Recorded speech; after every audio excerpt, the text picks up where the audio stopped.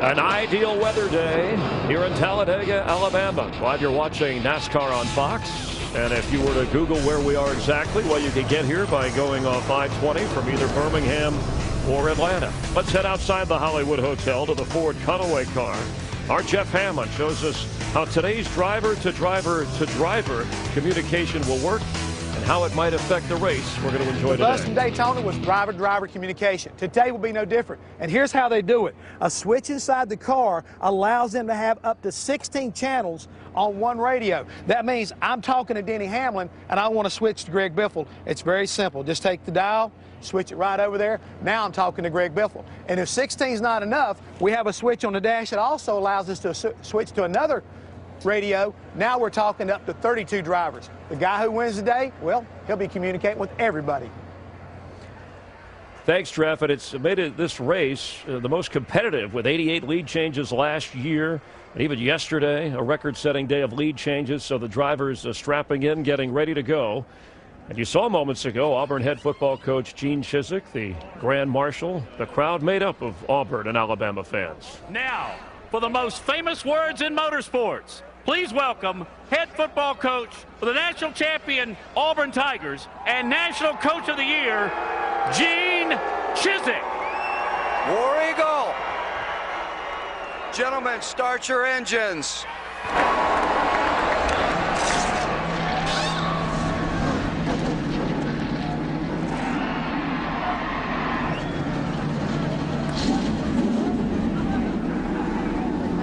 A calm command, but I guess when you're number one, you can do that. Is today the day that Earnhardt Jr. streak stops at 100?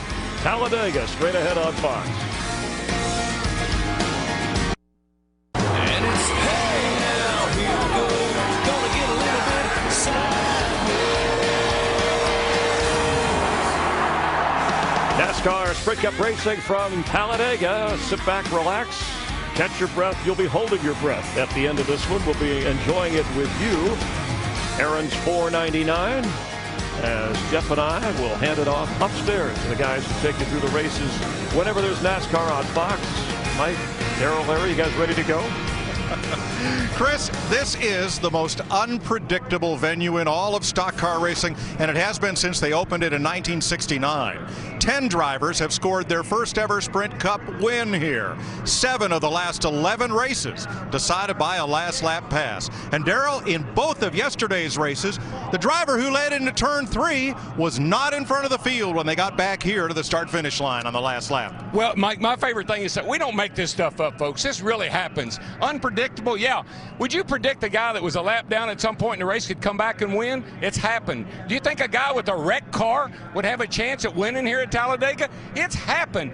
We have no idea what's going to happen today. That's why we say it's unpredictable.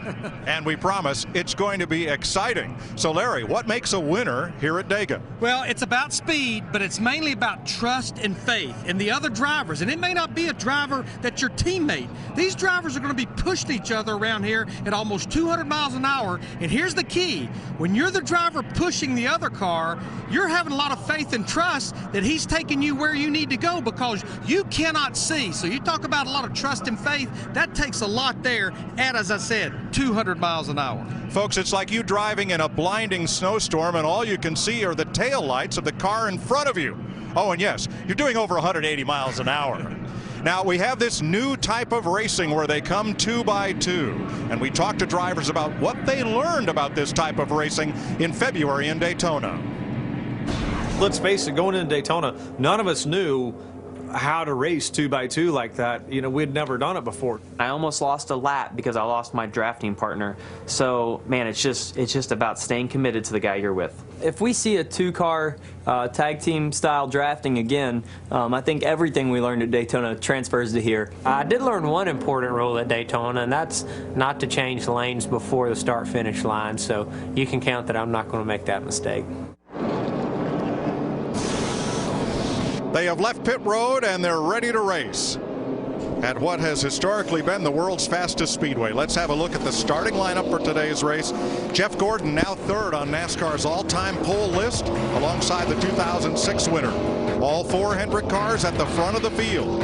Mark Martin, 23 top 10s here. That's the record. And Junior, a 5-time winner here. Paul Menard, second here in the fall of 2008 with Landon Castle. David Reagan trying to be the 11th first-time winner here with Kurt Busch, who finished second 3 times. Brian Vickers, whose first victory came here, he's one of those 10. It was fall 2006, and Clint Boyer won here last fall. Trevor Bayne, the Daytona winner, with Michael Waltrip, all of whose wins have come at plate tracks. Juan Pablo Montoya, David Rudiman, Bobby Labonte, a former winner with A.J. Allmendinger, and the rest of the top 20, Greg Biffle, Regan Smith, Brad Keselowski, and the point leader starting 20th will be Carl Edwards. Darrell? Let's see if we can get the Daytona 500 champ on the line here. Trevor Bayne, it's DW. You got a copy there, buddy? Yes, sir, I do. Trevor, you shocked the racing world with that win at Daytona back in February. Can you do it again today? I think we can. I think we just got to stay out of trouble here. We're going to be dropping to the rear because of the master cylinder change after qualifying. So we just got to survive. You know, same mode we went into Daytona with. Make it to the end, and we're going to have a shot because we got a really fast race car. It's a different one than Daytona, obviously, and a little different paint scheme with Good Sam Club on here. But I think we got a good hot rod that can do it. Buddy, you got a lot of new fans pulling for you today. Good luck. What's that? I lost it there, Darrell. I say you got a lot of new fans out there pulling for you today. Good luck. Hey, I appreciate it, man. Thank you guys for watching and tuning in, and we'll give you a good show. All right, my man. Be safe. Godspeed. Ready to race in Talladega. Bill Elliott shotgun on the field. Let's go downstairs and get late-breaking stories from pit road, beginning with Matt Yoakum. Mike, after a win on Saturday, Kyle Busch has now scored wins in NASCAR's top 3 divisions here at Talladega. One of his biggest concerns, the havoc created, especially on restarts, as drivers try to force alliances or even try to bust up ones that have been productive. 2 restrictor plate wins in his career. He's looking for a 3rd today. Krista? David Reagan was 1 restart away from winning the Daytona 500. He handled that loss with dignity, but he spent the last 2 months remembering what could have and possibly should have been. He just came on the radio and told his spotter, Rocky Ryan, "Are you ready to run today? Because I am." Dick Berggren? Well, Dale Earnhardt Jr. is NASCAR's most popular driver, but it's been nearly 3 years since he's won one of these things. He's got his best starting position of the year, 4th. This is his best racetrack. He has won 5 times here, and he's got a drafting partner that really knows how to get the job done, and that starts right off the get-go. Number 88, Jimmy Johnson, right in front of him. Steve Burns. Dick, every driver in this field knows that Jeff Gordon and Mark Martin, teammates, have crafted together more efficiently and more effectively than anybody else. However, Jeff Gordon knows that he may not have Mark Martin to run with all day, and he is great at improvising. He's led more laps here than anybody else in the field. Mike? Thanks, Steve. Now, these drivers aren't the only ones who can dial up different drivers out on the track. Darrell, who've you got? Let's see if we can get Clint Boyer. Clint, you got a copy? It's DW. He might be in his talking to his crew right now. We'll see here in just a second. Clint Boyer, DW, got a copy there, my man? I got you, old boy. Hey, buddy, have you set you up a date for today's race? I'm doing some flirting, that's for sure. Got my teammate up there. She's looking pretty good, so hopefully we'll be hooked up with that Menard Chevrolet pretty soon. What's your biggest concern about the race today, Clint? Just Talladega, baby. You know, you never know what's going to happen. You got to be there at the end of this thing. That's the only thing that's for sure. You can't win this thing unless you got all the fenders on it and you're ready to go at the end when the time's right. But just dancing all day long with your partners, staying out of trouble, and getting yourself in position for the win. All right, buddy. Good luck, and I hope you have a good time on your date. Thanks, pal. Speed dating at over 180 miles an hour. That's what we're about to see. Today's race is brought to you by Budweiser, the beer that starts with full flavor and ends with a crisp, fast finish. Great times are waiting. Grab some Buds. 499 miles is the advertised distance today. 188 laps is what it'll take. Pit road speed 55 miles per hour. The Sunoco fuel window 42 to 46 laps. You heard Trevor Bayne talking about going to the rear of the field. This is an impound race. You cannot make adjustments. Robbie Gordon was not here Friday or Saturday. Sam Hornish Jr. qualified his car. He'll go to the rear, as well as Greg Biffle and Bill Elliott. As the field takes the 1-to-go sign, here's today's UPS Logistics. The big thing, these drivers have a lot to do, not so much physically at Talladega, but mentally. And it seems the drivers who best manage all the communication and all the things they have to do seem to be the drivers who also pilot airplanes, because that also requires a lot of multitasking. You better prepare for overtime. We advertise 188 laps, 500 miles. Yesterday, 3 green-white checkers, 2 out of the last 5 spring races here. We went into overtime, DW. Well, you heard me talking to Boyer about his date. You got to like the one you're with. You don't want to fall in love with them, because you may have to break their heart at the end of this thing and go with somebody else. You may end up being a 2-timer. That's right. Cue Steven Stills as we get ready to race at Talladega. The 4 Hendrick cars out front, and that's only the 3rd time in NASCAR history that has happened. Once at Auto Club Speedway recently, and the other time was way back in 1956 at Concord, North Carolina. Now the Hendrick record, 18 restrictor plate wins, and that's the most of any team, but they have not won at Daytona or Talladega in a points-paying race in the last 13 such races.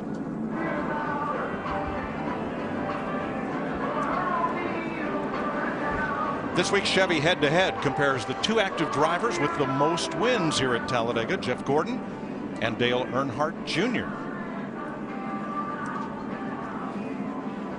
You can watch the 2011 Chevy Silverado HD go head-to-head with the competition and see more at Chevy.com HD. We're listening to Jeff Gordon on the pace lap. Jeff, it's Mark. You got me? 10-4, got you. Okay, buddy. I'll stick with you guys from now on. Same the plan on the start here. Just let me know when to go. 10-4, yeah, you'll just be able to listen to Jeff, you know, and he'll call that green flag. So I'll probably say kind of get ready, and give us a little bit of warning. Okay, buddy. I don't think they like each other or in love with each other, Darrell. They're sounding like an old married couple. Yeah, I don't know. Jeff Gordon didn't sound real good. You know, he sounds a little hoarse, like maybe he's not feeling well today. Not sure about that. We'll have to check into it. But they sound committed to each other, as we know Jimmy Johnson is with Dale Jr. in the outside lane. We'll see how long that all lasts. Couldn't have lined it up any better. Those are the guys that they worked with in practice. Well, we'll definitely see guys that are not teammates working together. Jeff Burton said, I don't understand it. That's like a cat and a dog eating out of the same bowl. Get ready for 188 laps of Hold Your Breath. Of all the races we go to, this one right here, coming down to get to green, your heart is pounding. Your hands are sweaty. You're watching for that green flag to come out. Boogity, boogity, boogity! This is Talladega, boys! Let's go racing!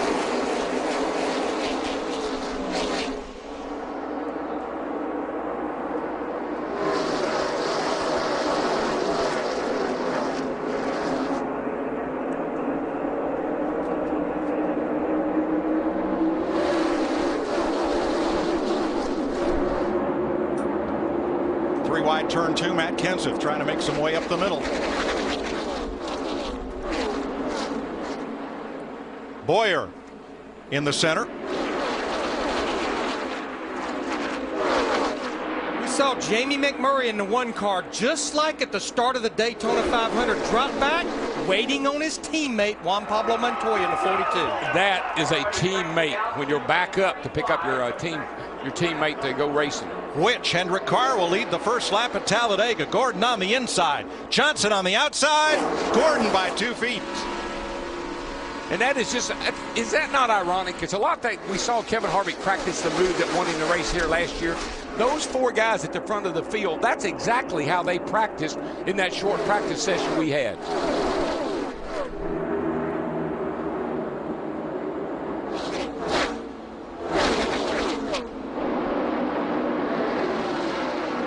Darrell, that middle lane we used to refer to as the sucker hole. Can Matt Kenseth and Jeff Burton make any time there? You just don't know. Right now, you're going to try a lot of different things. You're going to try that middle. You're going to try the outside. You're going to see how far back you can get and how long it takes you to catch up.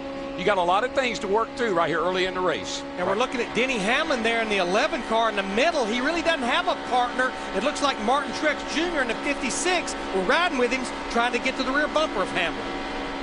Kenseth's move worked well. They've come up to 7th and 8th place. I just don't think you're going to go anywhere very fast without somebody helping you. Oh, Travis Kvapil in the 38. Threads the needle, and he looks in the mirror. Kyle Busch on the way. That is help with the great big H in that 18. I think we need to well document how this works. It's not that the guy in front rolls out of the throttle. It's not that the driver behind gains a bunch of power. The driver in front's wide open on the throttle, dragging the brake just a little bit to let that other driver get up there too. Yeah, they use it. They call it hooking up. You know, we got to get hooked up. May have a lead change down in 1 as Bowyer sweeps to the outside. But Jeff Gordon holds sway. Here's Steve. Hey, Mike, just listening to Jeff Gordon and Mark Martin talking about letting Mark get out in front and lead a lap, but what's surprising about it is they talk about like they're going to get a gallon of milk. Very poised, very calm. It's early, Steve. It's early. Exactly. Michael Waltrip making just an occasional start this year. He now runs in 5th. He's locked onto the back bumper of Clint Bowyer. He's got a little 15. He's got a little incentive today, Larry. I mean, driving that Auburn car. All the Auburn eyes watching that car. A lot of Auburn folks here today, the coach. And you're looking for a surprise. Look at Landon Castle in that 09. Remember, that's the James Finch team that Brad Keselowski won a race here for. Strong affiliation with Hendrick Motorsports. They have the Hendrick power under the hood of that car. 3 wide for 3rd place. Now you'll see these guys duck to the right, pull out to the right side of the car they're pushing. That actually, I talked to some of the drivers, that when you move out to the right, it actually stabilizes the car in front. And another thing that helps there is when you're tucked up like we're seeing Mark Martin in that 5, you're getting no air in there to cool the radiator. Yeah, so you got to get air. That's one of the things you do when you duck out like that. But it also, I can't believe they say it stabilizes the front car. Here comes Bowyer for the lead, and look at the speed differential. 6 miles an hour, as much as 6 miles an hour faster than Jeff Gordon. And we have our first lead change of the day as Clint Bowyer goes to the front, but not for long. Well, Michael Waltrip in the 15 got off the 33 car, and they lost all that speed. I think Michael will be a little bit cautious. You remember he was pushing David Ruderman at Daytona. Very similar situation. Didn't work out too good. I think he gave Bowyer a break there. Krista? What happened? Michael got loose. He just came on the radio to tell Clint, I got loose, I got loose. Sorry about that. Look how much it's cost them. We're looking at Joey Logano here in the 20 car. He's pushing his teammate Kyle Busch. Now, they started back in the 34th and the 36th position. Joey Logano pushed Kyle Busch to the win yesterday. Boy, that's trouble right there, Larry. I mean, it's going to be, it's not that big a problem maybe for him out front. It's going to make his car actually faster for a little while. What we're talking about is simply debris across that grill opening. I'm talking about getting air in there to cool the radiator. So Jeff Gordon has to do one of 2 things. Stop in his pit, which he doesn't want to do, or get somebody right in front of him so the change in air pressure can clean that debris from the opening below his front bumper. Well, you would like to be able to cover that opening up for the radiator right there for a little while, but you can't stand that very long. But it'll make your car a little faster while it's on there until it gets too hot. Talked about first-time winners. I look at those 2 cars at the top side. Paul Menard in the 27 being pushed by David Reagan in the 6. It's on the 180 on the water. It's creeping up. It was good. Now it's creeping up. Yeah, 10-4. Big run coming through the middle here, guys. 33, 1 back, 1 lane. That's trying to get outside the 5 here. And right with them on the bottom, the blue car of Kyle Busch and the orange one of his teammate, the 20 of Joey Logano. They've worked their way up to 5th and 6th.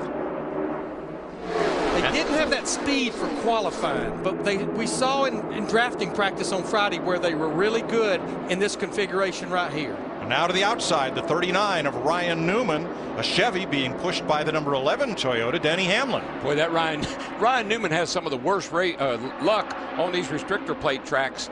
I'd just like to see Ryan bring the thing home on all four wheels today. He would too.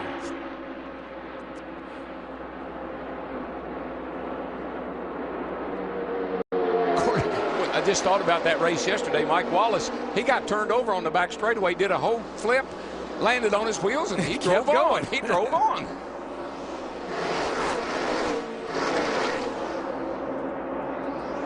I just think that 24, Larry, is going to be hard to pass with that stuff on the grill, because that's almost like qualifying trim for him. As long as the temp doesn't go up, it's going to make him fast. 8 laps complete. Pole sitter Jeff Gordon out in front at Talladega. Look who's got his swagger back. Watch out for Jeff Gordon on NASCAR on Fox.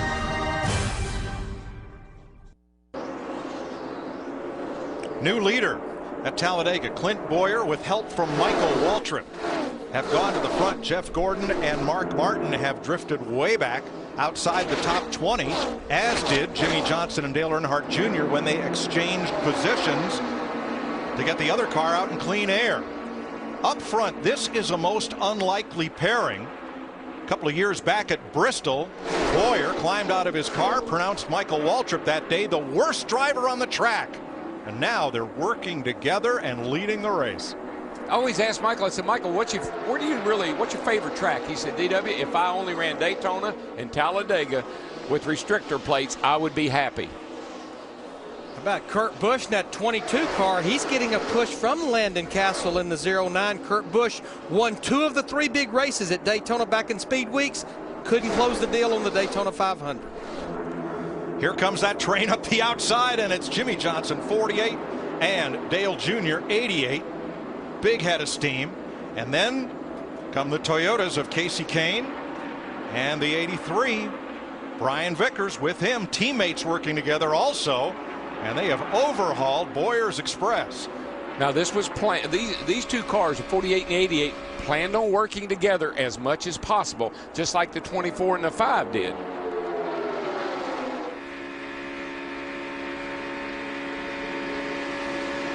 What's the 11 and the 39? You know, one of the things these guys have really worked on, they're out here in the lead, can only ride here so long. The 11's got to get some air. He's got to get up front and cool his engine a little bit, so they make the pass, pretty clean pass, ducks back down. The 39 does, the dark car. But look what happens to these guys just in that brief exchange. They're all the way back to 25th and 26th. Just because of that exchange. Now, the bad news for Jeff Gordon, he's back to 32nd, but the good news was he got up close to another car, and that piece of plastic flew off his grill opening, that other car being his teammate Mark Martin, so should be smooth sailing there. Yeah, that was good news and bad news. The good news, that's going to make your car fast, but it's not going to be fast very long because it's going to get hot. See Clint Bowyer in that 33 car at the bottom, our leader, the best qualifying car for Richard Childress Racing, won here back in the fall. And they yard Dale Earnhardt Jr. and Jimmy Johnson, who just made the switch and are going to lose 3rd and 4th place and more. As Kyle Busch, Joey Logano, Landon Castle in the 09, and Kurt Busch come up the middle. I mean, really, when you think about it, it's like being out on the interstate. You know, you're in the lane that's moving. Man, I'm going. All of a sudden, that lane stops, and the other lane goes a while. And you're always constantly trying to get in the lane that's moving. Logano in that orange number 20 asked Kyle Busch, you want to chill out for a while here? Kyle says, I really don't know what chill out means. It's not in his vocabulary. No, he is trying for the front. 5th that time by. Logano and Kyle Busch, biggest movers so far. That number should change a lot. 3 wide again in turn 2.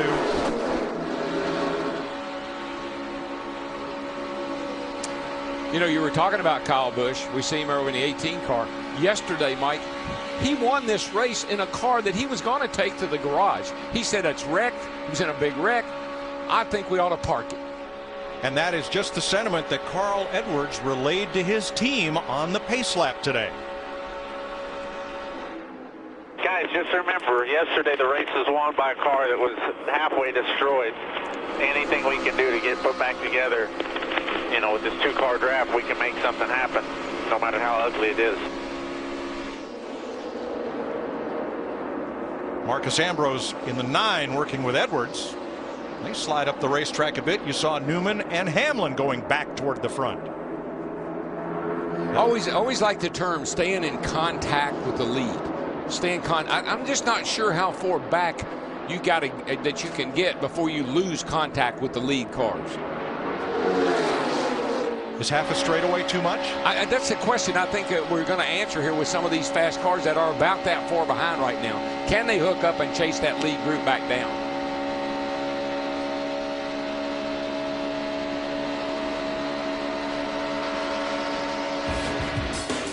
3 wide, 2 deep. That's the way we race here at Talladega. Clint Bowyer, the 33, your leader. NASCAR Sprint Cup Racing on Fox is sponsored by Sprint, proud sponsor of the NASCAR Sprint Cup Series. By Coca-Cola, open a Coke and enjoy the race. And by the new 2011 Ford F-150, built Ford tough. 21 laps complete, 12-car breakaway. You see it there at the front. Kyle Busch, the new leader, with Logano, and plenty of help. Aerial coverage provided by DirecTV. To get the most sports in HD, call 1-800-DirecTV. And David Reagan's going to try to lead this race at the line. Brian Vickers has other ideas, and they're 4 across. Reagan did lead that lap, though, in the 6-car. Darrell Joey Logano, the 20, is having trouble maintaining contact and pushing Kyle Busch. Yeah, it seems to me like he gets too far to the right of Kyle and gets him loose. I've been watching him a little bit. When the 20 ducks out to the right, he gets way out to the right. And I've seen Kyle sideways a couple of times. Dale Jr. and Jimmy Johnson coming fast on the bottom. The closing rate is pretty astonishing. And now it's Bowyer and Michael Waltrip who have a draft off those 2 Toyotas and are going to try to sweep to the outside, move up to 3rd and 4th before Kurt Busch brings them back to the line. One thing I've really I've been fascinated by is how these drivers work with each other. When they see a fast group coming, they see 2 cars coming 10 miles an hour faster. Nobody is brave enough, or anyway, they won't pull up and block. They leave a lane open so you have somewhere to go. That's a lot of respect for the speed they're running. I think that speed differential, we already seen 12 up to 15 miles an hour faster. You better not try to block 2 drivers coming that fast. Busch and Castle, a former champion leading an all-but rookie, and now they get ganged up on by Bowyer's 33, Kyle Busch's 18. And it's 3 wide off 4 once again. And see, you can get away with that pretty easily here at Talladega. Daytona, that would have been disastrous, or it would have had the ingredients for disaster. But here you can comfortably get 3 wide, even 4 if you mind your manners. And Kurt Busch, who was the leader going into turn 3, something happened with that pair. They were 20 miles an hour slower than the cars that took the lead coming off turn 4. And I just wonder if possibly the reason Joey Logano in the 20, he has to move out so far to the right that Toyota of his may be running a little warm. He's been tucked up behind Kyle Busch a long time. Well, Larry, would he have good reason to be gun-shy given the history of the Gibbs engine this season? Well, I think everyone is a little bit gun-shy. You go back to Richard Childress Racing in the Earnhardt Childress engines, had 3 issues at Daytona back in the 500. Yeah, and Kevin Harvick in yesterday's race, right off the bat, had an engine problem. Here's a foursome to the line, with David Reagan and Paul Menard drafting tightly off Busch and Logano.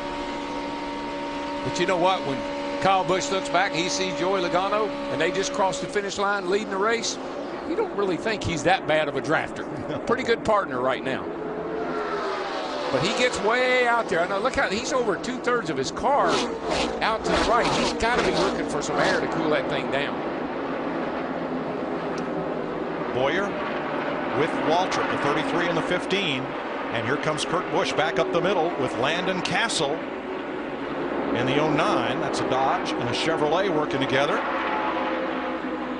And it really... Ooh, right up in front of Yikes. Edwards. Wow. That was close. Oh, so close. Here comes David Reagan in that 6 being pushed by Paul Menard. Reagan will lead this lap.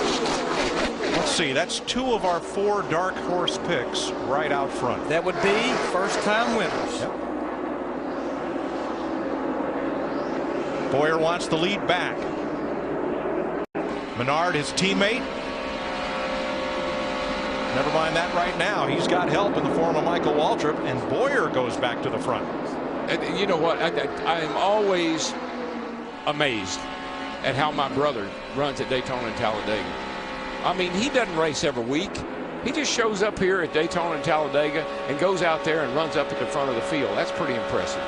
Michael's next race will be the 24 Hours of Le Mans in June in France. And then he's going to run the Kentucky race in July as well. But yeah, he's going over there next week to France.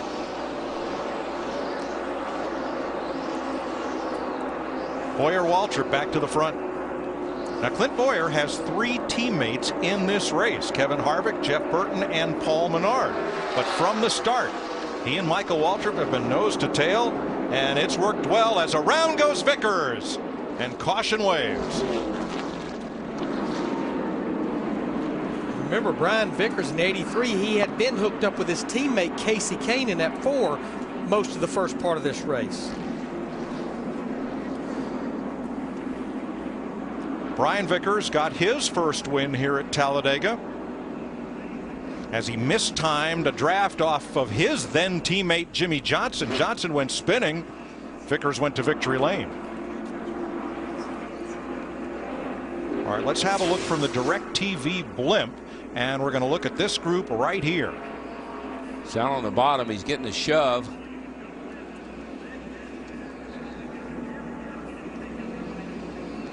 There's some separation right now, and I think when they make the hookup, Actually, Kurt Busch, I see what happened now. Yeah, got Landon Castle in the 09 sideways. Oh my gosh! And look at Kenseth just squeaked by. Darrell, there were about 30 drivers coming at him right there. That was amazing. Vickers on the inside. I thought it was when they did the hookup, but you'll see here, 22 car gets Castle loose and just drives him into the side of Vickers' car there in the 83. How'd Casey Kane get past? How'd any of them get past? The 17 car's got to have a little left rear quarter panel damage, but out of that wreck, that's all we got. Let's have a look with the Fox Exmo, or extreme slow motion. Going to have some damage, obviously a lot of damage to the left front of that 09 car now. But this is amazing. He can turn this car right across in front of all these other cars and nobody gets into it. When the pits are opened, what will they do, Matt? Well, judging from Clint Bowyer's reaction, he is extremely pleased with that 33 machine. Right now, they're looking at just going right side tires only and just waiting on fuel. He doesn't want any change. Steve. Matt, pretty much the same case with Joey Logano. He says the car is fine. It feels bolted to the track. Don't anticipate any changes. He does want a windshield tear-off, Krista. Steve, as we mentioned, no one loves this place more than Michael Waltrip. The plan for Michael Waltrip is 2 tires on this stop. Dick? Casey Kane is going to take just fuel only in his car. Matt. And Kyle Busch asking for a little more rear grip for that 18 machine. They're going to make an air pressure change to help out the guy looking for his 3rd plate victory. The guy's up on the wall waiting. Carl Edwards, Marcus Ambrose do not stop, nor does Greg Biffle. Pit road's open. And it's otherwise a very busy place.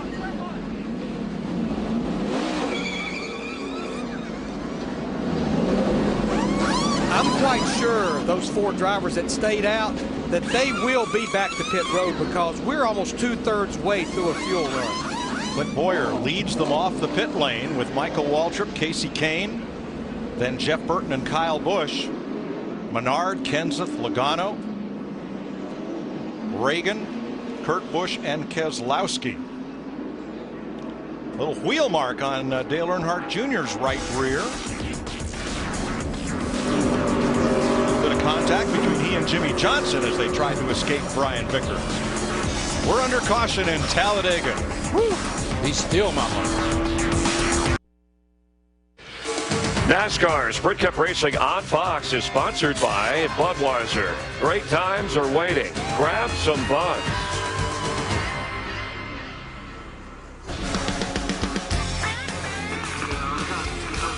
Serious contact. I got the 9 hooked because the 31 was coming around to our outside. Did you hit him at all? Yeah, left front's pretty bad. We're done here, guys. Sorry. You heard first from Kurt Busch, who got into the back of the 09 Landon Castle. First caution of the day. Brian Vickers checked and released at the care center. Andy Lally got the free pass. 3 cars out early in the garage area. Joe Nemechek, Steve Park in the second Tommy Baldwin car, and Kevin Conway. Anybody who didn't stop the first lap came around and stopped the next time. So Clint Bowyer is back out front with Michael Waltrip. Now Waltrip has Kyle Busch behind him, and Bowyer has his Richard Childress teammate Jeff Burton in the 31 in tow. We've seen Kyle Busch, in the 20 car of Joey Logano. Kyle Busch in the 18 hooked together most of the first of this race, but now Paul Menard in the 27 is in the middle of them. And you saw what happened to Michael. He and Bowyer, they were dating for a while. Speed dating. Yes. He said to Michael, I found someone else to go with. It's not fickle, it's just the way you line up on the restart. Although some drivers came off pit road and waited for their teammates before getting back in line. And there they are.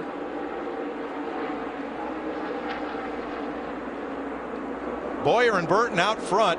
One of their teammates, Paul Menard, in that yellow car, 27, all alone and dropping back. Well, he had been working with David Reagan in the 6 quite a bit. And I'm looking right now how far back in the pack that David Reagan is. Actually, he's up there in the 4th position working with Matt Kenseth in the 17. Their other teammate, Kevin Harvick, is 27th. Are you concerned about Harvick being 27th? It's way too soon. Way too early. We've seen this movie. And for Harvick, it often has a happy ending. There he is.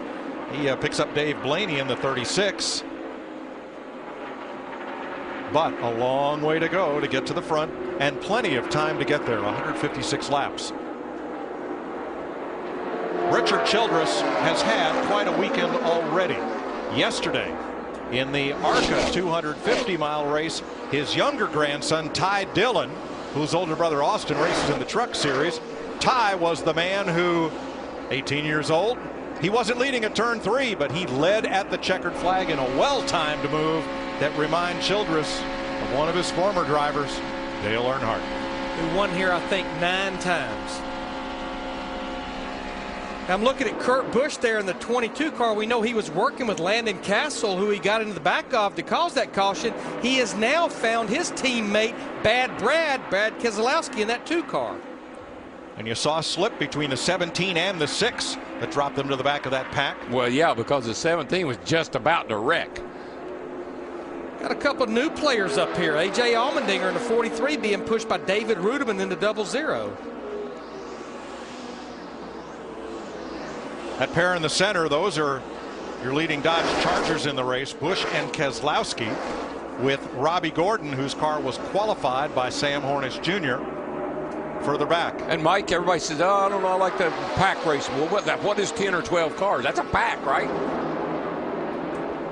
Matt? Mike, at Daytona, due to some repair work on the rear bumper cover of Kyle Busch's car, they had a huge piece of bare bond, but it caused a problem, causing too much friction where another car could hook Kyle and turn him sideways. For this race, they sanded down the bumper portion down to a single layer paint, no clear coat, and took off the manufacturer decals except for the manufacturer decal. That way to try to create less friction.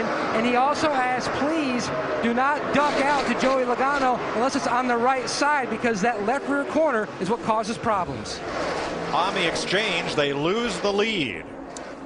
And it's Kurt Busch and Brad Keselowski driving Roger Penske's Dodges now out front. One thing I've noticed with the number of these drivers, they're trying that exchange in different places. I've seen them do it in turns 1 and 2. I've seen them do it in 3 and 4, even through the tri-oval right here, trying to figure out where you lose the least amount of time. That's really what they're doing, experimenting a little bit right now. You're talking about experimenting. How about Carl Edwards in the 99 and Marcus Ambrose in the 9? They were one of the two drivers that waited to the second caution lap to make a pit stop. Here they are battling for the lead. We know they restarted at the tail end of this pack.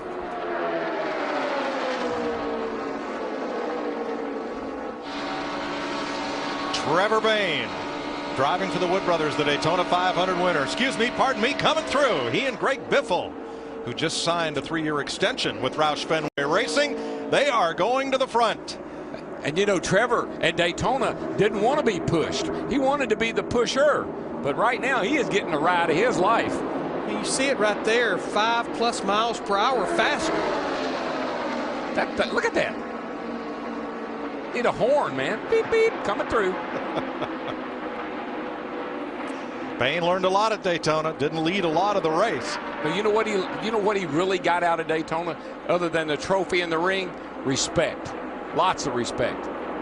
Dick? And has just communicated to everybody listening to him that that number 21 car is fastest up top, Mike.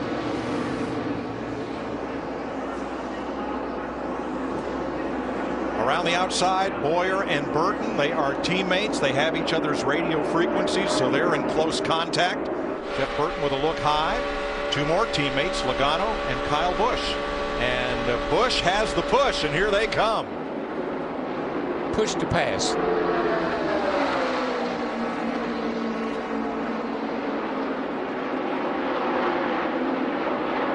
The two Fords were in the bottom groove, Kenseth and Reagan.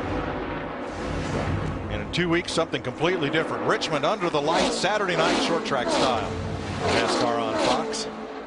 That was a pretty slick exchange that Jeff Burton, the 31, Clint Boyer, and the 33 just made as they swapped down in turn 4. They did not lose that much ground or that many spots. Everybody knows kind of that Daytona, they figured it out. But this joint is so different than Daytona. It's going to take a little experimenting early in this race to figure out where to make that swap and not hurt your speed. How quickly things change. Michael Waltrip is suddenly friendless. He's 26th, 7.8 seconds behind the leader, and running by himself, his lap times are 1.5 seconds slower than the leaders. And the pair that led early on, Jeff Gordon and Mark Martin, 12 seconds back in 33rd and 34th. Well, that's a unique thing about pit stops. Whether they happen under green or happen under caution, it tends to break up the two-driver tandem that had been working together. Yeah, here goes the leaders at the line now. And let's see where Mark and Jeff are. They're not here yet. Here they come now. That's a little bit further behind than I'd want to be. This is by design, Darrell. The two of them talked on the radio, decided they weren't quick enough to run up at the front if things got really busy, so they decided to go back and hang out a while. Krista. Carl Edwards and Marcus Ambrose just initiated the exchange so Ambrose could lead a lap, but then when Carl got back in front just now, he told his team, I think I have a loose wheel. I watched the tire changers give the thumbs up to Bob Osborne. They think they're fine, but Carl said, I think it's loose. I'll just continue to run, see what happens.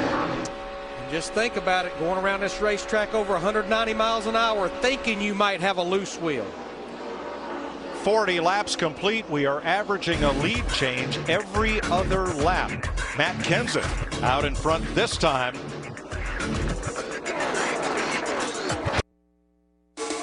NASCAR Sprint Cup Racing on Fox is sponsored by Walmart. Save money, live better. Walmart. By Toyota. And by AT&T.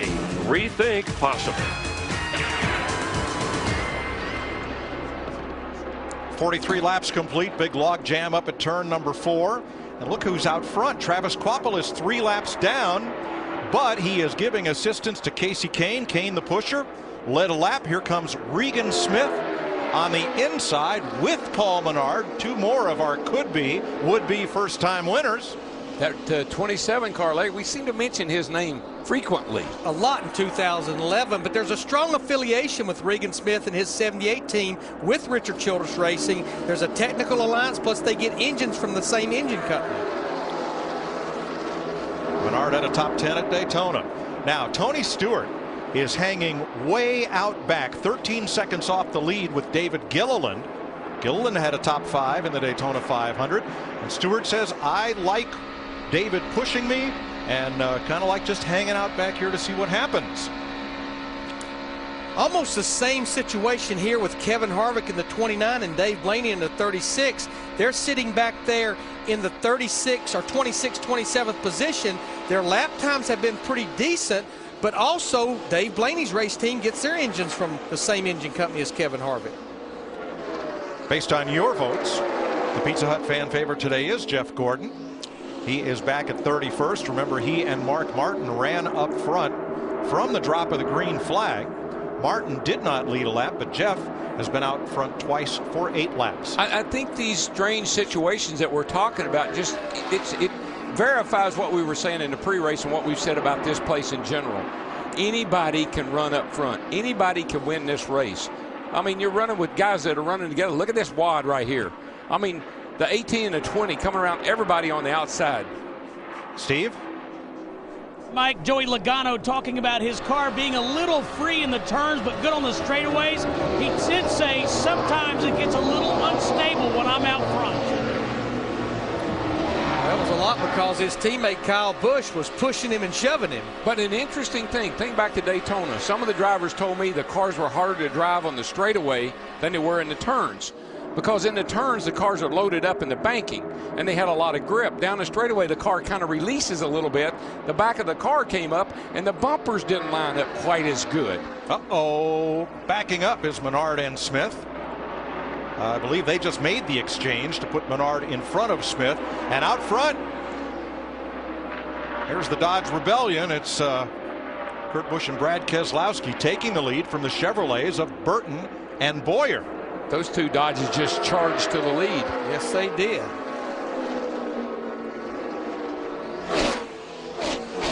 But Jeff Burton in that 31 being pushed by Clint Boyer, he will lead that lap at the start-finish line. We only monitor lead changes at the start-finish line. The Lord only knows how many true lead changes we have.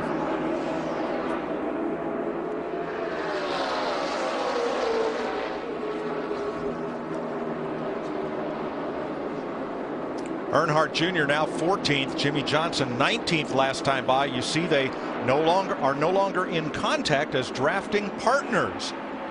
And talked about it.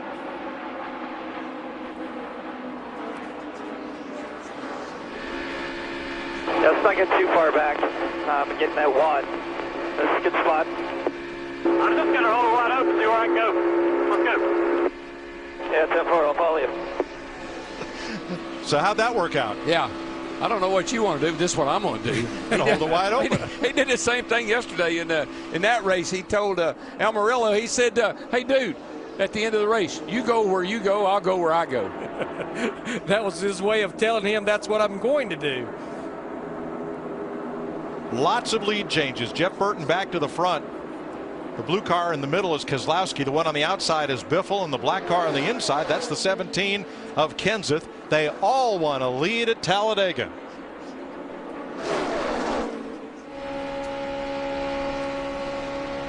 Riding with David Reagan in the 6 car, pushing his teammate Matt Kenseth in the 17. We talked about David Reagan at the top of the show. He was within that one last restart of winning the Daytona 500, got penalized for changing lanes before the start-finish line. Yeah, Larry, at Daytona, it's almost like he was planning too far ahead. Like, I can win this thing if I just get down in front of Trevor. And he just made a little bit of a move too quick. Driver change in the 46. Bill Elliott qualified and started the car, the former series champion, replaced by that team's regular driver now, J.J. Yaley. 52 laps complete. Let's take an inside look at what's happening now inside the NASCAR Sprint Cup Series, brought to you by Sprint and HTC Evo 4G.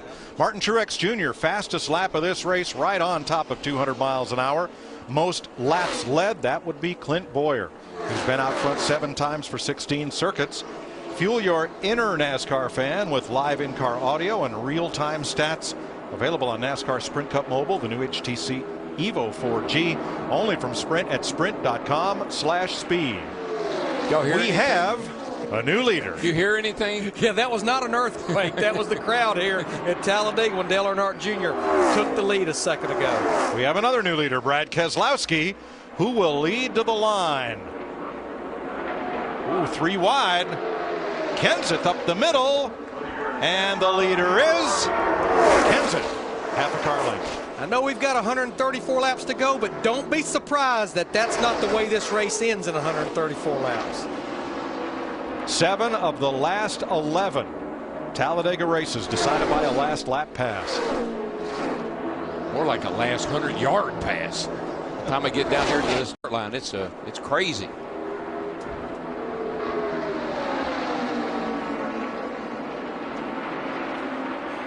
Darrell talked about it in the pre-race show. We got a long way to go. Dale Earnhardt Jr. 1 win in the last 177 races. Dale Jr., if he leads to the line, it'll be the 21st race at Talladega he has led in 23 starts. And he does. And you know, guys, we don't know how good the Hendrick cars were at Daytona. They all got wrecked. I'm able to run full throttle up here, obviously, just FYI.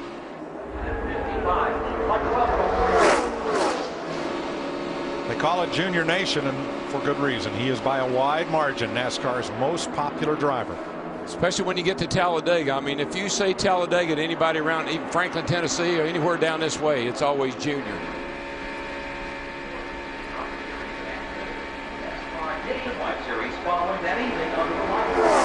Jimmy Johnson locked on his bumper, and this is about the biggest lead that any 2 cars have had today.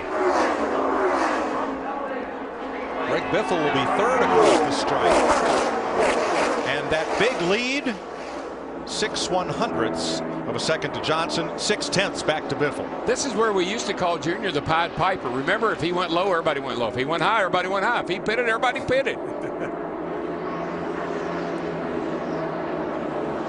So Jimmy Johnson in the 48 must be running a little warm, starting to really duck out on the back straightaway, and it's bringing a lot of those other drivers up to their 2-driver tandem.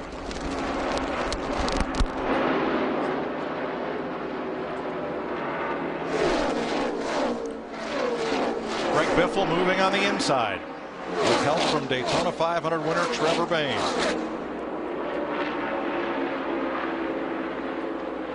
They get a little sniff of a draft off Travis Kvapil, and Biffle will lead this lap.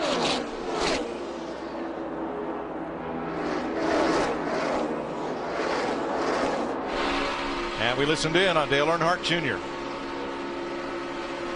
I'm able to run full throttle up here, obviously, just FYI. You said you could? Yeah, absolutely. Therefore, car cools a lot better, too, for my position. Dale Jr. and Jimmy Johnson, who now run 5th and 6th. Fords at the front, 4 of them. 3 from Roush Fenway and the 21 of the Wood brothers.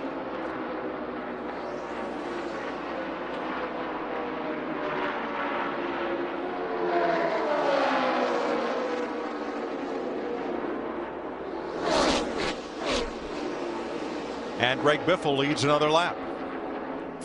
Here's today's Ford F-150 EcoBoost track facts. Talladega, longest track on the circuit, steepest banking, longest straightaway. Since NASCAR began using electronic scoring, all 28 margins of victory under 0.4 of a second. And as we've mentioned, 7 last lap passes in the last 11 races here. Dick? Before the start of the race, Mike, some of the drivers tried to make deals with other drivers, and in some cases it's really worked. Certainly Jimmy Johnson and Dale Earnhardt Jr. is a case in point. Greg Biffle told me before the start of the race he was going to run with whoever he could, and he didn't care who it was. If somebody was fast, he was going with them. That somebody is Trevor Bayne, and Bayne wants the lead. Gets it. I think that was planned. They needed to make the exchange.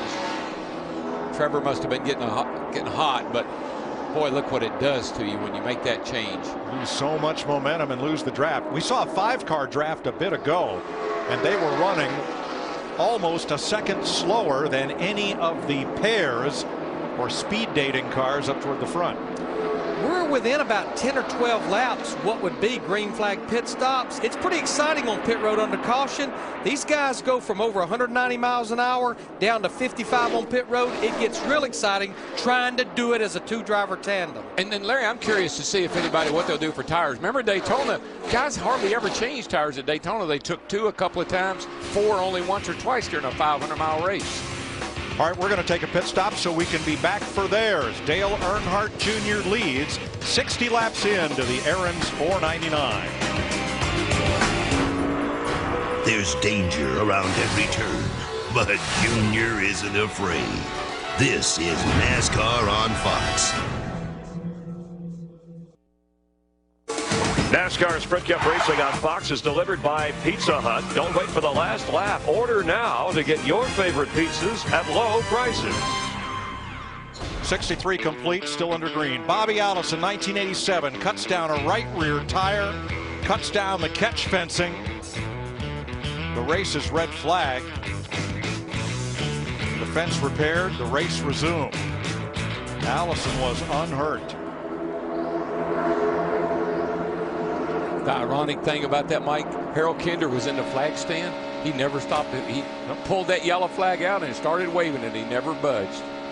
Bobby, Donnie, Eddie Allison, they're all here this weekend as NASCAR returns to Talladega.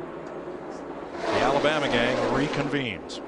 Out front, Trevor Bayne trying to get the Wood brothers their 6th win here, and Greg Biffle in tow. 2 Fords versus 2 Chevrolets.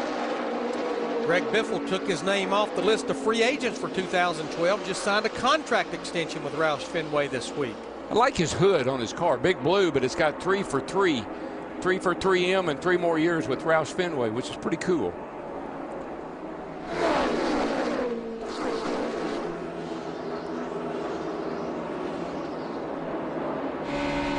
Two cars off in the distance, not close enough for the leaders to sniff a draft. But those 2 will be Andy Lally and Michael Waltrip, who are beginning to go in danger of going a lap down. You know, they are, Mike, but they also have been able to prolong that a little bit, because once they got hooked up, they're not that far off of what some of the lead cars have been running. Just about half a second's difference, Darrell, for that pairing. And Lally, the rookie, is 1 lap down. Now, Michael was losing 2 seconds a lap when he was by himself. He got hooked up with Andy there, and they have been able to cut that down a little bit. Michael wasn't happy about it. Said on the team radio to Ty Norris's spotter, "I'm the best pusher here. Why don't I have any friends?" Dale Jr., Jimmy Johnson, Trevor Bayne, Greg Biffle, and Matt Kenseth with David Reagan. Here's the conversation between Michael Waltrip and his spotter. The Ford got the same treatment you got, and he's a cute kid, so I'm sure it's not just you. So he's dropping all the way back. He has no one. He is cute.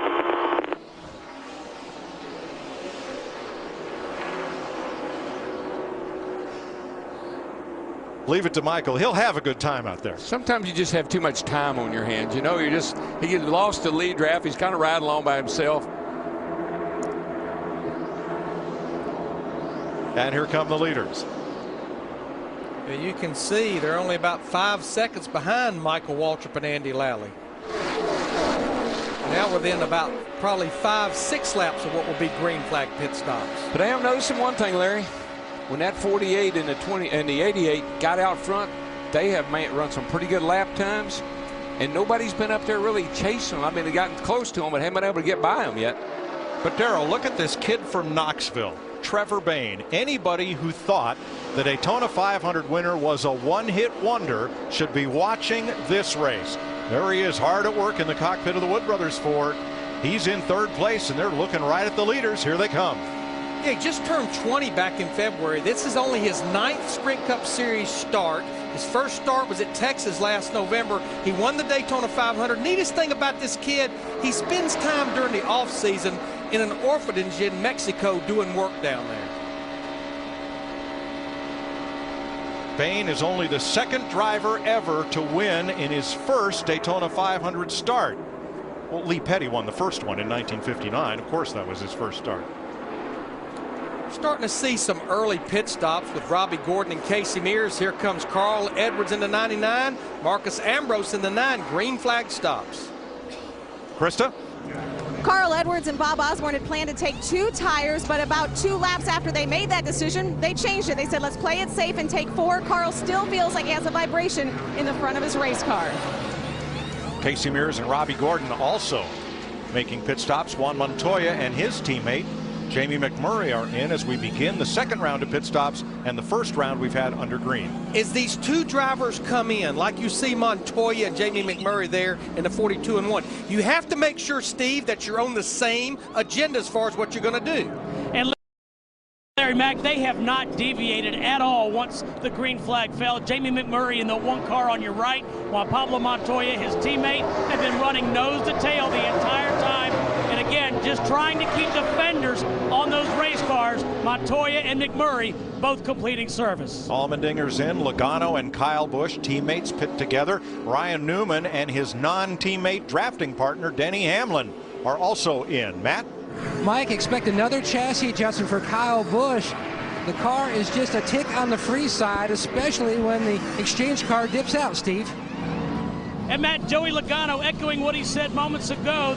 I feel a little free when I'm getting pushed, but I'm really good on the straightaways. He wants a clean windshield, or excuse me, a clean grill. Denny Hamlin also getting his service. No chassis adjustments on the 11, just 4 tires. And here come the leaders. Dale Earnhardt Jr. and Jimmy Johnson are headed for the pit lane. Dick? And this too has stuck together right from the drop of the green flag, Mike. But Junior's radio is breaking up. The crew is having trouble hearing him. He can hear them clearly. Matt. And Jimmy Johnson echoed that sentiment, Dick. He told Junior he had to repeat several times what he was trying to communicate. The Jimmy Johnson chassis adjustment as well for Johnson. Clean the grill, waiting on fuel, and waiting on Junior. He's away. Those 2 leave at the same time as Kevin Harvick hits the Budweiser Chevy and his service completed. Harvick heads back out. He's to some degree waiting on that 36 car of Dave Blaney back there. That's who he's been running with. Trevor Bayne comes to pit road along with Greg Biffle, Bobby Labonte, and Martin Truex. All scheduled green flag stops. Dick?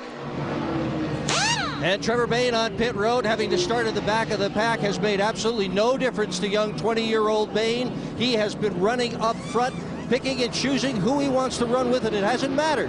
He's been fast all day. Jeff Gordon and Mark Martin are in. Dick, back to Dick. And Biffle also on pit road for his service, Mike. They need a good bit of fuel here. She may as well put 4 tires on it if you're going to get the tank completely full. Matt. Dick, this is where we're going to see a lot of teams do the opposite. They did 4 tires on the first stop, so Mark Martin expecting only right side tires this stop, Steve.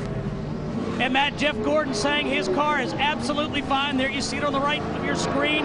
He said they just want 4 tires and fuel. They're just being careful playing the waiting game, he and Mark Martin. Krista.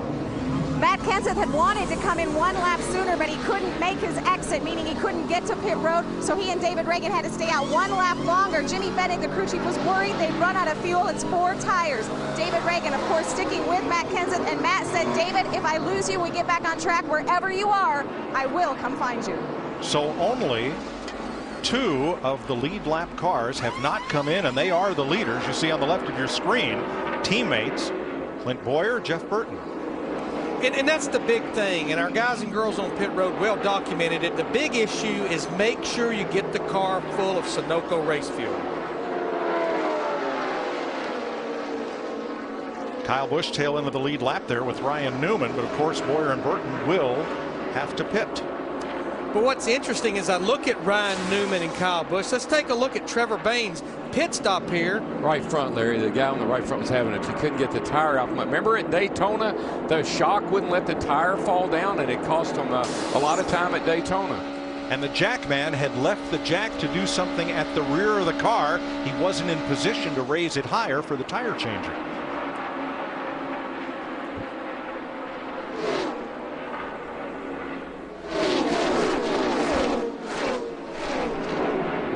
completing 74 laps. Bowyer and Burton were last on pit road at lap 29, and here they come.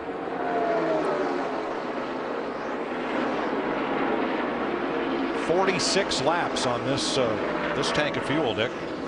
And Burton has been warned about speeding, Mike. They don't want to see the red light on the tachometer. He's been caught twice already this year speeding. He's got a good car here. This is the same car that he used to win a 150-miler at Daytona. Matt.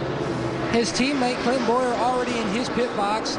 The car he's very pleased with. No changes except for 4 tires on this stop, Dick.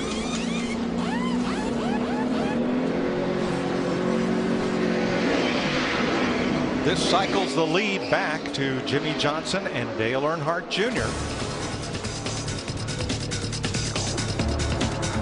At 75 laps, 113 to go. You're watching NASCAR on Fox from Talladega. NASCAR Sprint Cup Racing on Fox is sponsored by Cobalt, the next generation of tough tools. By the new film Thor, in theaters Friday, May 6th. And by Camping World and Good Sand. Everything for the RV lifestyle since 1966. 78 laps in, and the Aaron's 499 live from Talladega. And here are the headlines. Time for an AT&T race break. Only one caution so far. Most consecutive laps led by one driver. That's 5. Clint Bowyer and Matt Kenseth. And Clint Bowyer has led 8 different times, but the leader at the moment, Jimmie Johnson, Dale Earnhardt Jr. with Jeff Hammond, Chris Myers, and we talked about the driver combinations, listening in mostly the spotter, talking to both of these guys. At one point, they fell back to 33rd. They said from the beginning they would work together. They're continuing to do that. Yeah, it just makes it easier if these guys, if they get a plan worked out, like the 48 of Jimmie Johnson, the 88 of Dale Earnhardt Jr., to work together like this. Now they've only got to talk to each other and there's one spotter. So I think it makes it a lot easier, and so far, this has really paid off dividends for both these drivers. Junior trying to end that 100-race winless streak, but why wouldn't you just count on your spotter and hand signals instead of having to worry about all the voices on the radio? Well, one thing is, yeah, your spotter, and you can do that. But as far as when you're trying to run in this particular configuration, you need a partner. You've got to run with somebody. And hand signals, because the way these cars are configured, does not work that well. The big seats, the high rear spoiler makes it very difficult for a driver to hand signal each other. So radio communication is basically the best way to go.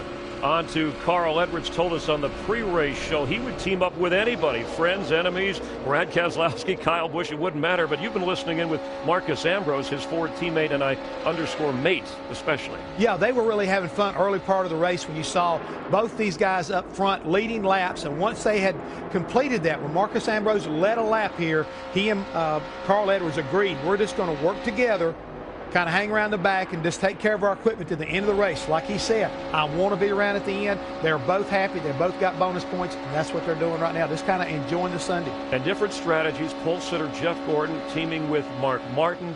Those two early in the week, you heard Gordon say, hey, I don't want anybody on my radio except my teammates, but he may have to make adjustments. He might, but so far they've been able to also execute the plan from the start of this race. Both these guys leading laps and being able to do what they're doing. Even though they find themselves a half a lap down, Chris, they have the muscle. They know what they've got, and they're basically running their race. They're not letting the race basically dictate to them. They're running their pacing, thinking that by the time we get to the end, because even though we've only had one caution, we're going to have a lot more because the intensity is going to start to pick up as we go a little bit further. Yeah, last year 8 cautions, but only 1 in the first 76 laps. And in this case, with the pit stops, as we have a lead change going here, and again the teamwork of Ryan Newman and Kyle Busch challenging the Hendrick team of Jimmie Johnson and Earnhardt Jr. Again, you know, Ryan Newman knows how to win, because all of a sudden, you know, you had a situation where this guy has won the Daytona 500. You know he's a good super speedway racer, even though he's had a lot of bad luck here at Talladega. He's got a fast race car right now, and he and Kyle Busch, you know, they're working together because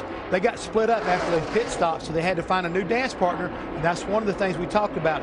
That plan was not working like it needed to, so now they're hooked up together, making it work. Also the pit strategy, if you go in together, come out together if you find that person to work with. Time to check out the AT&T Fastest Pit Crew Award.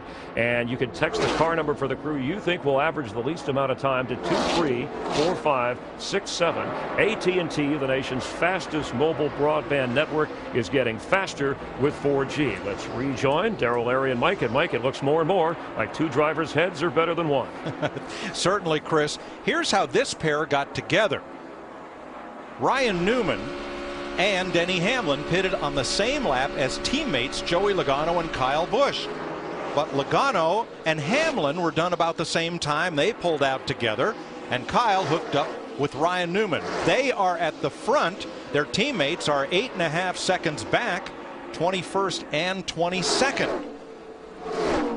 Yeah, that was not planned. It's just the way it happened when they came off pit road after those green flag stops. I'm just not sure that Kyle was happy with Joey Logano pushing him, because he pushed him all over the place and got him in trouble a couple of times. So I'm not saying he left him intentionally.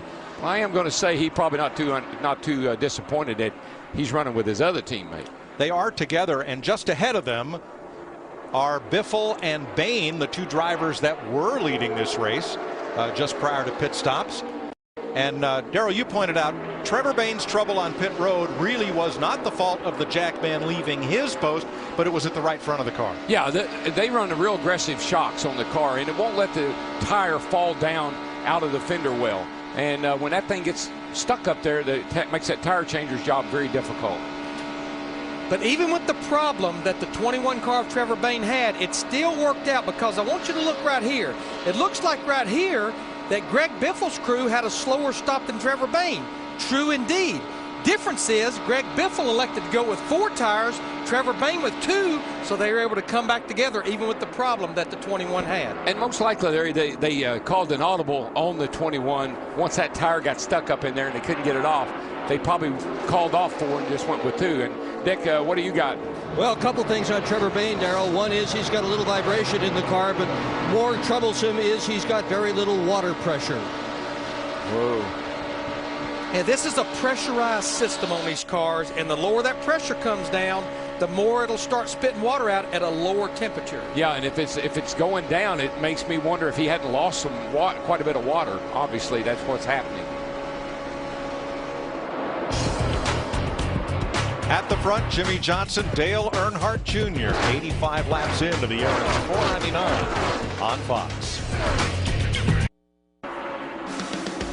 New leader in Talladega, as you see from our aerial coverage provided by DirecTV. To get the most sports in HD, call 1-800-DIRECTV. That is Ryan Newman for Stewart Haas Racing with Kyle Busch. They're lapping past Landon Castle and trying to stay out. Turn 3, Mike. Sorry. Cars around everywhere. 3, 4 against the wall and sliding down to the inside. Reagan's in it. Casey Kane, Marcus Ambrose, Trevor Bain, and Brad Keselowski.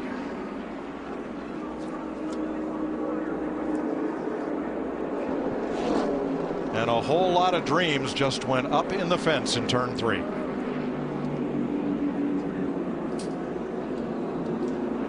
Second caution of the day comes out at lap 90. Casey Kane aflame. And not going to get back to pit road with that one, perhaps. Well, it looks like he'll make it. At least get to a fire extinguisher with it. I think that's what he's looking for, a safety crew. And there's Trevor. Trevor going to climb out. David Reagan. And let's watch from Trevor Bain.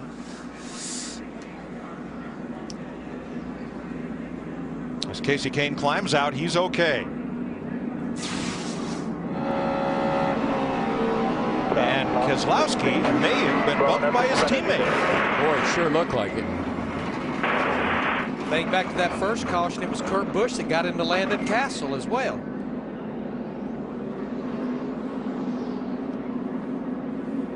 Boy, Marcus Ambrose in that 9 probably wondered what in the world, where did he come from? Boy, a bunch of them are wondering that right now. And he got hit twice. Or Reagan got hit. Yeah, the 6 did there. See the 2 going up the guy just clipped him. And here's David Reagan.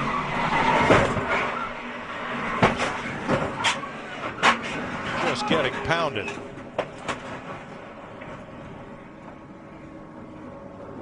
So at least 5 cars involved. There's Keselowski up and into Ambrose after a hit from Kurt Busch. David Reagan. Reagan's car is, I mean, it's already on fire. I guess that's from hitting somebody and breaking the oil cooler or something. Trevor Bain down on the apron, but Reagan comes down and collects him. This is where I think Casey Kane in the 4 gets in trouble right here. Keselowski's Blue Deuce. Brad Keselowski, the winner here from 2 years ago.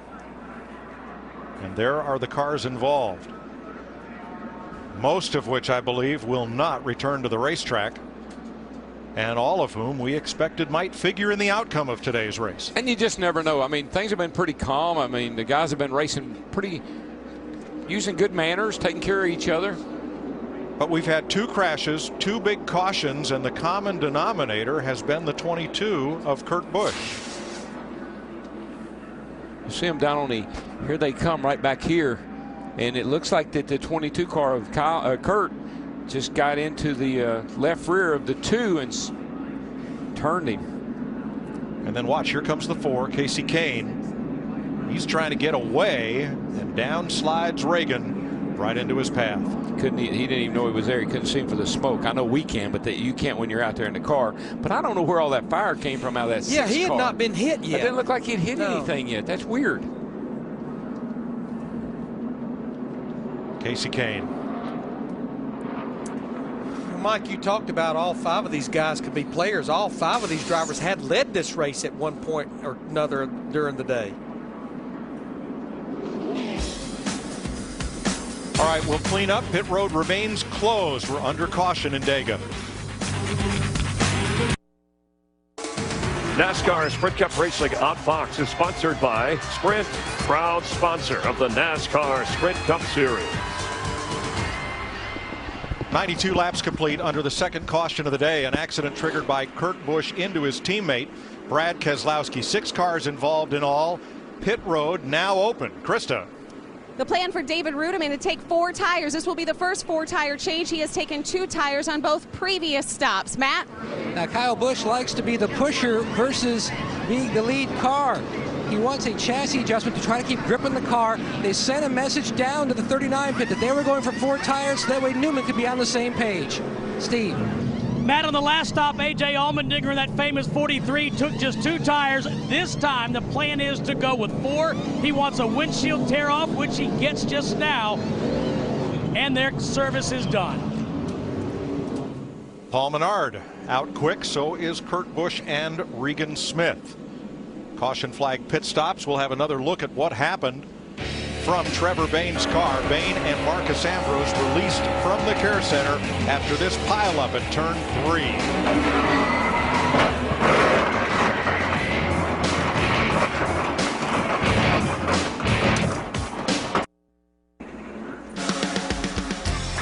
Welcome back to Talladega, Alabama, where sun-drenched fans anticipate the usual great race finish here. But we're going to go back to what's put us under this caution and have a look at the 6 of David Reagan after we see the initial contact here with the 22 of Kurt Busch into Brad Keselowski, up and into Marcus Ambrose.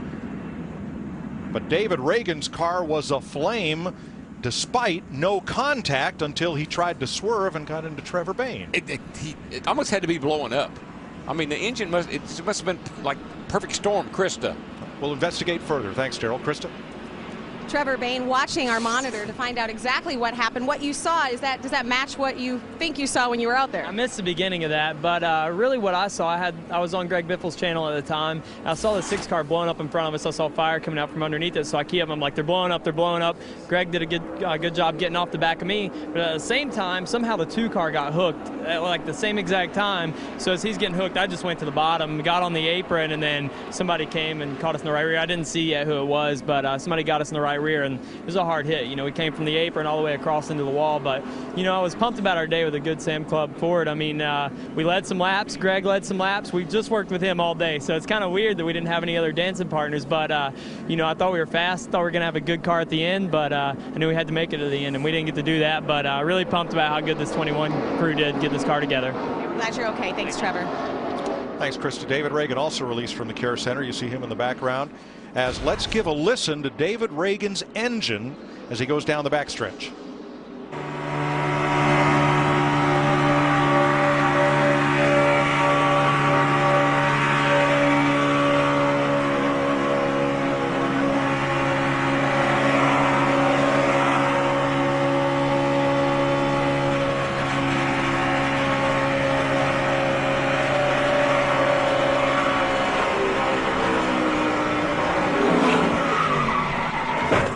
think you're just about halfway down the back straightaway, you start to hear a little clicking sound, a little change in the sound of the engine.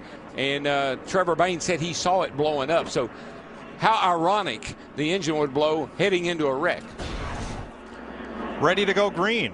Camaro safety car is off. Paul Menard, Kurt Busch will share the front row for the restart. Regan Smith with Menard. And the Busch brothers on the outside lane ahead of Allmendinger in the 43 and Newman in the 39. 92 laps to go at the stripe. We're back under green. Interesting strategy. Kurt Busch in that 22 being pushed by his brother Kyle Busch in the 18. Fuel only on that stop right there.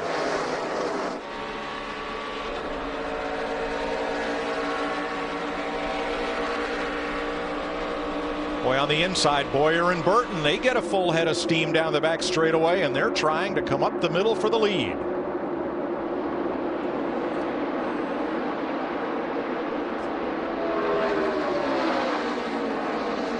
Ryan Newman in that 39 is looking up there at Kyle Busch in the 18, said, wait a minute, I was your partner a while ago. Sorry. Speed date over. Sorry. And Newman's the wallflower right now. Back down to the care center, Krista. Well, Mike, speaking of a date being over, we had documented that Carl Edwards had a vibration. Matt Kenseth had also talked about a vibration. Trevor Bayne mentioned that he saw your car blowing up before the incident happened with the 2 and the 22. Is that true? Yeah, I didn't know that someone was blowing up. I felt like someone was blowing up around us, and I kind of looked around. Our gauges looked good, and our car was still running. And so there's obviously someone wrecking, right around us where the 2 car got wrecked, and I don't know exactly who clipped us. But unfortunate for our UPS team. Our UPS Ford was fast. It's just a product of this racing. Felt like we had an opportunity to win the race, and just kind of cruising around. So we'll look into it, and thank you to everybody back at the shop. Thanks, David. Definitely had an opportunity. A very fast race car today. Dick Berggren. Brad Keselowski won here 2 years ago, but in the garage with a bent-up race car. What was it like inside that car? Oh, yeah, it's a wild ride, but it's just part of this race. And I'm not exactly sure everything that happened there, but just a big pack in front of us, and they checked up, and I was trying to slow down, and we just didn't slow down at the same rate, and that just loads everything up and turned me. I just kind of lost the rear tires off the ground. That'll happen every time, but just part of this race, and you really can't blame anyone. And just that's Talladega, but our Miller Lite car was fast, drove it up to the front, and had both of our Dodgers with Kurt and I leading, and just trying to be there at the end, and didn't get the opportunity to do that. But that's just Talladega racing, and you win some, lose some. Keselowski had a good day going.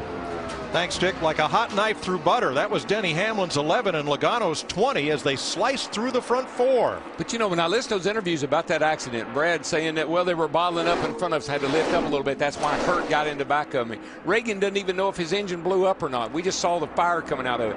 It happened so fast that you just don't really know what happened until you sit down and look at it. Interesting combination right here. That's the one thing about Joe Gibbs Racing. They have 3 drivers, 3 teams, so the other one has to find another partner. Kurt Busch has lost his partner. We just talked to him in the garage area, Brad Keselowski. But how about Dave Blaney in that 36? He has found Ryan Newman, or actually Kevin Harvick in the 29. Dave Blaney led the Daytona 500 for a few laps in his 36 car. And there's a bunch of guys, just like we see Kevin Harvick in the 29 car, been riding around about a half lap down. And all of a sudden, hey, Mike. Where'd he come from? And it's not even time to close the deal yet. No, it's early. I mean, it's early. Just a little past halfway. So Harvick has shown he can get to the front. No, he's got to get up there at some point to figure out where he wants to be when we get to the end of the race. So he's running a little experiment right now.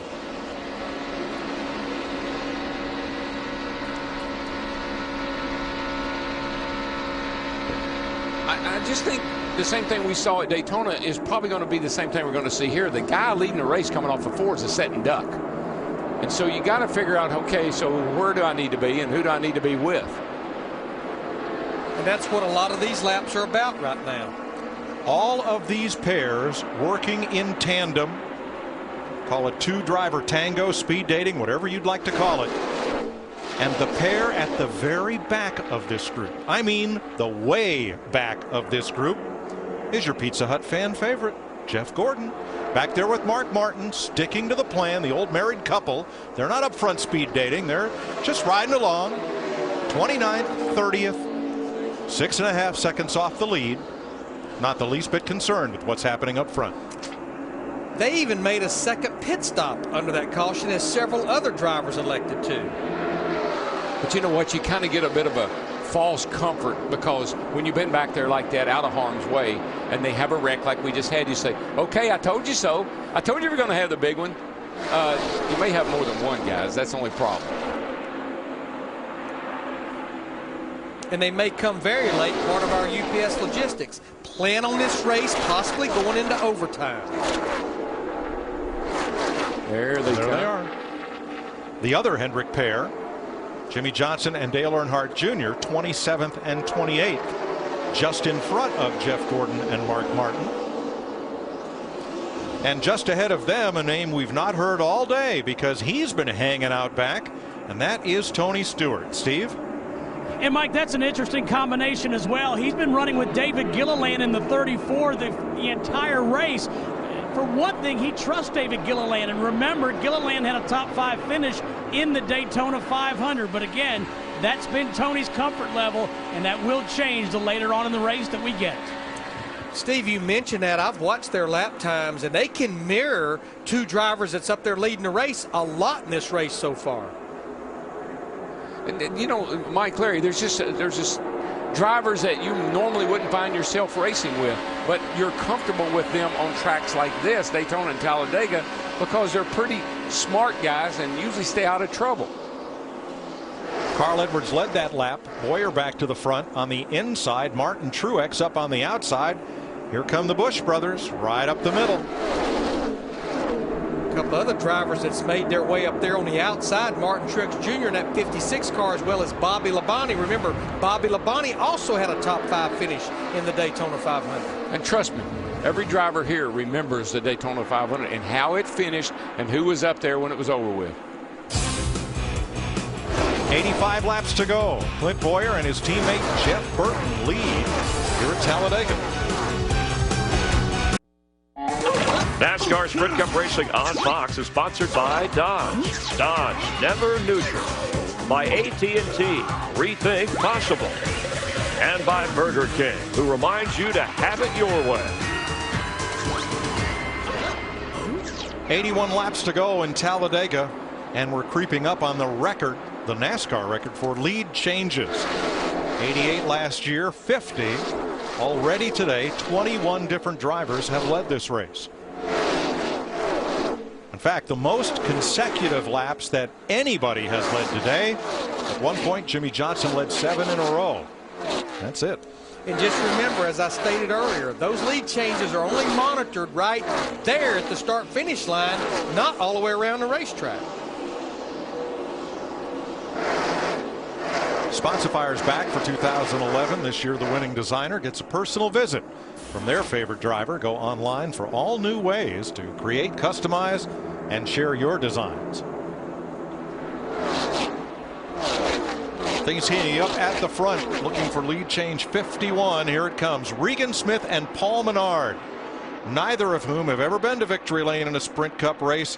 Smith came so close, first car across the line here a couple of years ago, but NASCAR said he was below the yellow line, and the win went to the man he passed, Tony Stewart. So Smith looking for a little redemption. Paul Menard has been very strong on these 2.5-mile super speedways, but they're not going to lead this lap. Bowyer back in front with Burton. A little dicey through the old tri-oval, and trust me, 200 mile an hour through that tri-oval is a handful with somebody laid up on the back of you like that. Now we had a little in-car audio from Bowyer and Burton as they joked about how fast they could go and how hard. I tell you what, we're faster with you pushing. But then get on with it. I'm going, damn it. I'm bending the floor pan. That's all I can do. That's right. Smith and Menard come back on the inside. Menard moved over from Ford to Chevrolet this year and is a teammate to both Bowyer and Burton on the outside and Kevin Harvick. I know we've said it a number of times, but those were the two guys when Tony Stewart won this race that were running second and third before Regan Smith went to the apron. They were teammates at Dale Earnhardt Incorporated. Kurt Busch younger brother Kyle, the 22 and the 18. Whoa. Shoot out to the front, and here comes Bobby Labonte up the center, and he's got help from Martin Truex.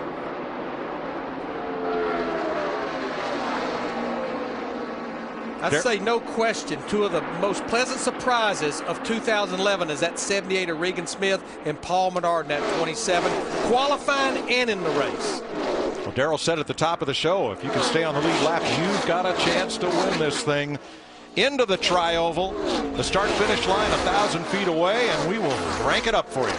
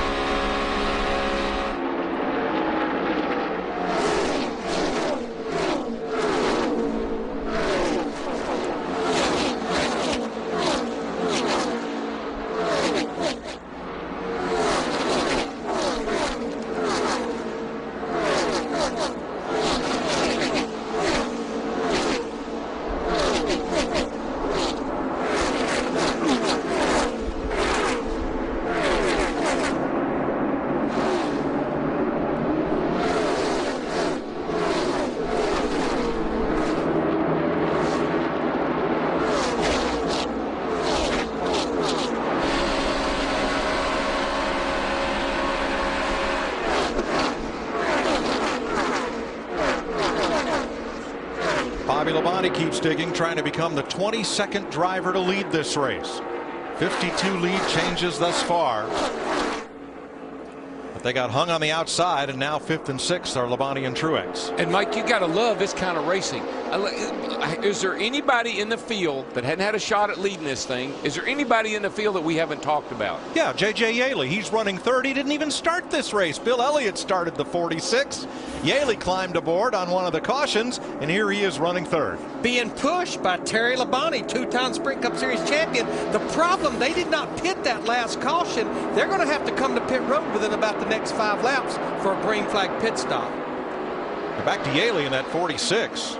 Remember the last time a relief driver went to victory lane? Darrell Waltrip in relief of Donnie Allison. That was a mess inside the car. The Busch brothers out in front of the Aaron's 499, 75 laps to go. Trouble, turn 3, Mike, sorry. Cars around everywhere. 3, 4 against the wall and sliding down to the inside. Reagan's in it. Check up. Get low if you can, Stay low. Watch the car on fire, pit road entrance here. Check of the headlines from Talladega. Time for an AT&T race break. Regan Smith and Paul Menard trying to hold off Clint Bowyer and Jeff Burton at the moment. In that wreck moments ago, we had the winner 2 years ago at Talladega, Keselowski, and then the winner of the Daytona 500, Trevor Bayne, involved in David Reagan, who was trying to win this one. So far, Clint Bowyer, Jeff Hammond, has led this race 11 different times, 53 lead changes. But viewers watch these two-car combinations with drivers. If somebody wants to, within the spirit of the race, break up a two-car driver combination, how could they go about it? I think you've got to wait and try to catch these guys when they're making the swaps and try to mess them up. We've already seen if they have a bad exchange, you can really mess up the momentum and send them deep in the field. So if you can catch a guy making that kind of exchange late in the race, you could disrupt them. It could affect the outcome of this race. And you talk about Clint Bowyer, remember, he knows his way to victory lane here at Talladega. Yeah, 21-22 leaders as he moves back out in toward the front. Now we have about 70 right at the mark, Jeff. 70 laps to go here. So when do some of those drivers at the back of the pack, and Jamie McMurray was one of those who said at the beginning of the race, that's where we're going to start and watch and wait. When do they have to make their move? Well, we know we've got a couple more pit stops to go, Chris, but actually I think within the next, last 50 laps, you are going to have to think about, as we see Dave Blaney right now with a little bit of assistance from Kevin Harvick in that 29 car, pushing him toward the start-finish line. We got another lead change Anybody right there. can lead here again, today. you and I can get out there if we got a good fast race car. We can probably lead this race. All right, we'll take a look at the current standings. The fastest pit crew award. Get in on the action by texting the car number you think will average the least amount of time.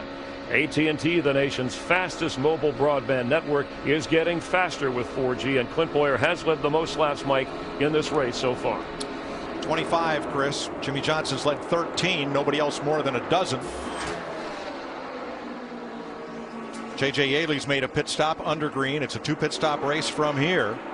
Blaney's going to cost his sponsor a lot of money running like this. You saw it on the taillight panel of his car. He's being pushed by Harvick out in front in relief. Or rather, Dave Blaney out in front of the Tommy Baldwin car. Yaley finishes his stop, exits pit road. Yeah, Terry Labonte had to make his stop. Now Michael Waltrip is on pit road.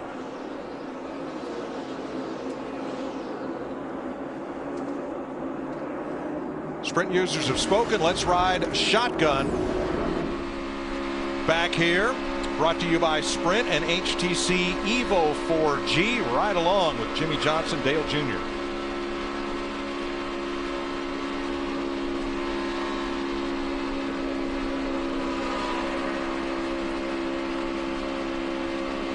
Good job. Keep rolling now.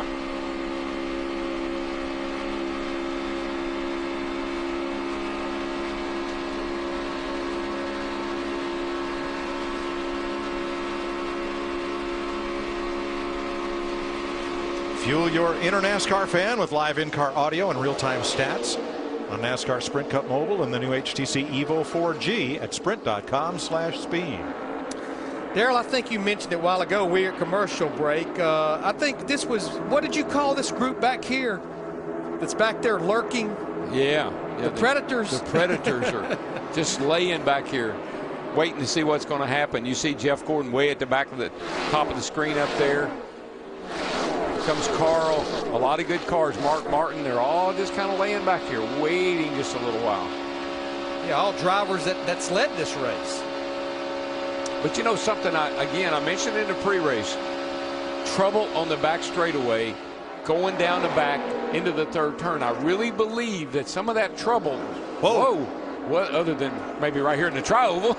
Well, Harvick and Blaney tried to pull the switch. They got a little too far away from each other as the Busch brothers were coming and almost stacked everybody up. But I believe some of that trouble starts by trying to just turn your radio to a different channel or just looking down or something. And when you look up, things aren't the way you last remembered them.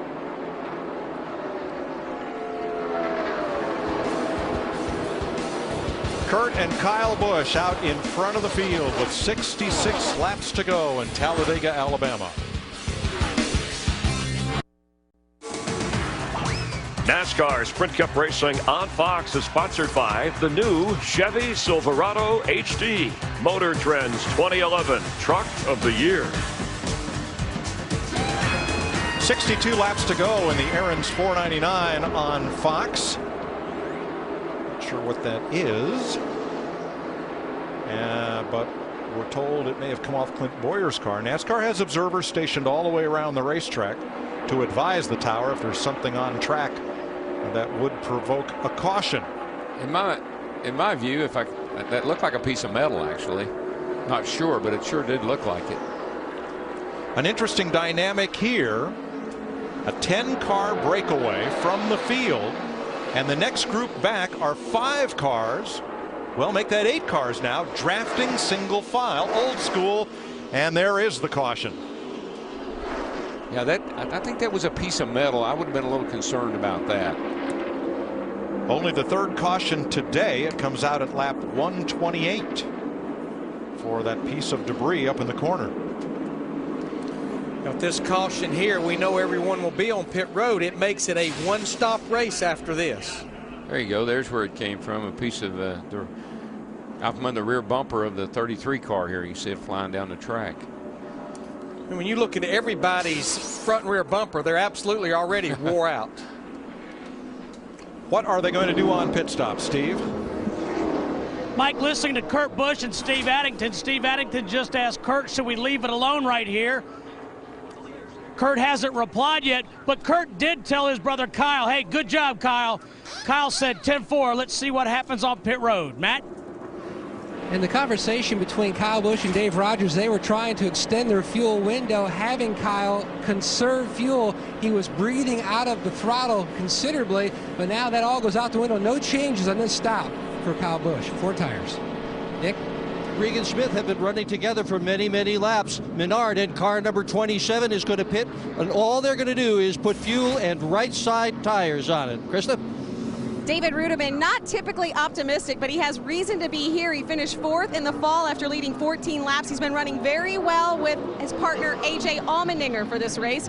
A little bit of bad luck this year. He said bad luck is the only luck they've had. They're hoping to turn that around today. Thanks, Krista.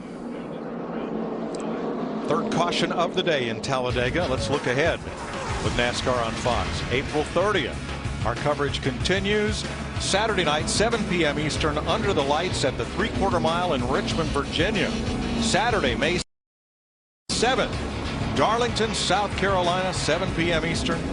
And then Dover, Delaware on the Concrete Mile, Sunday, May 15th. For Sprint Cup Series racing beginning at 12:30 Eastern. Our NASCAR coverage continues in high definition right here on Fox. Robbie Gordon is the free pass car on this, the third caution of the day. Casey Mears got the free pass on the last yellow flag. So when we restart, we'll have 28 lead lap cars. I can't help but think when I see the two Busch brothers up there working with each other, go back a few years ago in the Sprint All-Star race, they wrecked each other in May. It took all the way to Thanksgiving. In November, their grandmother said, boys, you will work this out. I'm tired of it. Did you find Kyle's comment a little cryptic? Let's see what happens on pit stops to see if we're going to get to work together again? Well, he left his teammate coming off pit road. Remember, or his drafting buddy, I think at the time, was Ryan Newman. He left him on pit road. Kyle is one of those guys, he'll get out on an island, and you can join him if you'd like. But it's his island. It's his island. Lead lap cars pitting this time. Everyone else will pit next time by.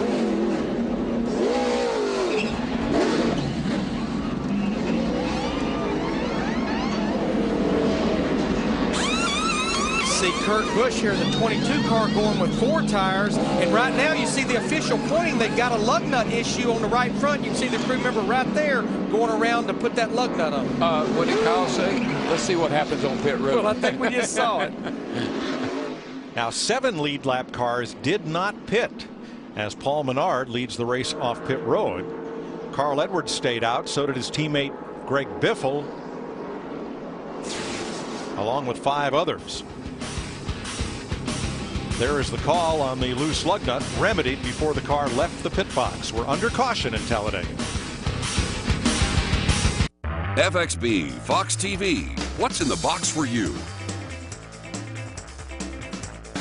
An amazing 61 lead changes here at Talladega in time for an AT&T race break with 58 laps to go. And under our third caution, the first one came out on lap 28.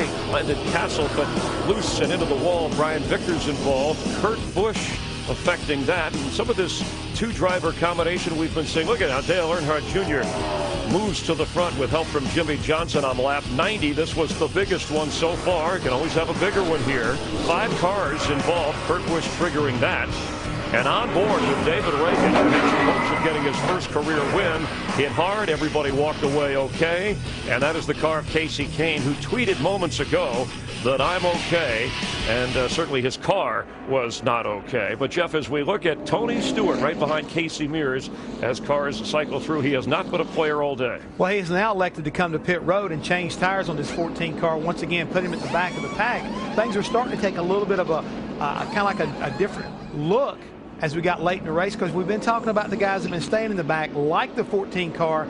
It's now just about time you're going to have to dig in a little bit deeper and move your way to the front. So it's going to be interesting to see how it kind of, works as far as that's concerned. All right, down on the pits, his teammate being creative with the rear bumper here. This is Ryan Newman's car. Yeah, they came into pits and they were working with the rear bumper, putting bare bond on the backup. Now you see the team actually greasing up the rear bumper, because when these guys get hooked up, it makes the car slide around and not upset them if the car is basically greasy or slick on the back end. So a little bit of, Mike, you might say, modern technology at its finest. I thought they borrowed some of your sunscreen. Exactly. To do that. My suntan oil. All right, so how about the Hendrick combination? They had the first 4 drivers to start. You said they could set the tone. We've seen them up in the front, in the back. We've seen them split pairs. It seems like they have things laid out. They do. I think they've been very, very patient to try to work things around. But the key is going to be these restarts late in the race can really break you up. And trying to get back with your dance partner, it could be good or it could be real ugly. And today's current standings for the fastest pit crew so far. AT&T customers can find out the final race standings by texting to a certain number and replying OK. AT&T, the nation's fastest mobile broadband network, is getting faster with 4G. And again, Clint Bowyer's led 12 times today. The record here is 20 by Donnie Allison, Mike, and Buddy Baker. Thanks, Chris. Brad Paisley among those watching today, and he tweets, I haven't seen this much adolescent bumping and grinding since the prom. Brad's my neighbor. Ready to restart. 62 lead changes among 23 drivers. Tony Stewart stayed out an extra lap before he pitted so he could pick up a bonus point for leading. Not real sure about putting that grease on that rear bumper. I think it could create some problems. Looks to me like not for him. It's one of those things I question. For people behind him. Yeah. Paul Menard, Regan Smith, a couple of the dark horse candidates to win, along with A.J. Allmendinger and Jeff Burton on the restart. Then it's Bowyer and Kyle Busch, Rudiman, Logano, Blaney, and Jimmy Johnson, the top 10. Saw Jeff Burton in that 31 drop to the bottom the minute they crossed the start-finish line to find his teammate and partner Clint Bowyer in that 33.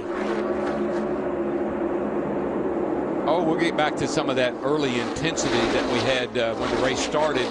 Guys are starting to look at the scoreboard. Laps are running down.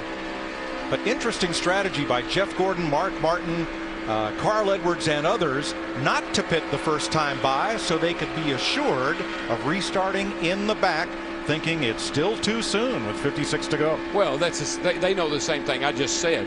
The intensity's going to pick up, and guys are getting a little tired now. Their brains they've been scorching their brain all afternoon, and you can make mistakes. Well, I think it's safe to say we are not done with cautions, and we know we have at least one more pit stop. Blaney and Harvick work the top, the 36 and 29. Jeff Burton, along with Clint Bowyer, about 3 miles an hour faster than Smith and Menard.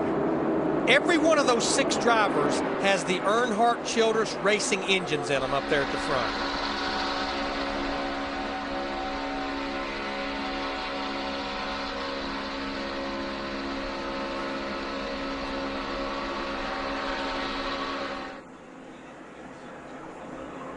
Back at 11th and 12th, Jimmy Johnson and Dale Earnhardt Jr. closing up on his teammate. We listened in. It could get terribly busy, but I don't know if it's going to get a whole lot worse than it was at the very start of the race when we were racing like hell up there. So I want to get a bunch of cars between us, get separated and get going. Yeah, 10-4. You just go hard, and if either one of us gets in any trouble, we'll holler. 10-4. They are bump drafting and about to be passed. On the inside, Montoya and McMurray, teammates at Earnhardt Ganassi Racing, battling the 2 Hendrick drivers. Didn't hear any urgency in either one of those guys' voices, but they do realize that things are going to get a little bit busier than they have been in the last several laps. Dave Blaney, the former World of Outlaws sprint car champion, has already led twice, and now he leads for the 3rd time today with an assist from Kevin Harvick. I mean, this is so cool to see Dave Blaney driving for Tommy Baldwin, a single car team. They struggle for sponsorship, but they can lead the race at Talladega with roughly 50 laps to go. Yeah, I mean, normally I guess they fall into, well, not this year so much, but they're not a team that you'd expect to see up here leading a race. Well, don't look back because everybody's coming. Smith and Menard, Busch and Logano. Busch the elder with help from Matt Kenseth, his former teammate. Allmendinger, Truex, about a dozen cars, and they all want the lead. And Kyle Busch in that blue 18, he's had a new partner after every set of pit stops, it seems like. Probably pretty happy I think he and Joey, I'm not sure they work well together, but they sure go fast together. Busch has not so much been the Pied Piper. It's more like catch me if you can. Well, we know those two drivers worked together in the early part of the race, Kyle Busch and Joey Logano, who are teammates.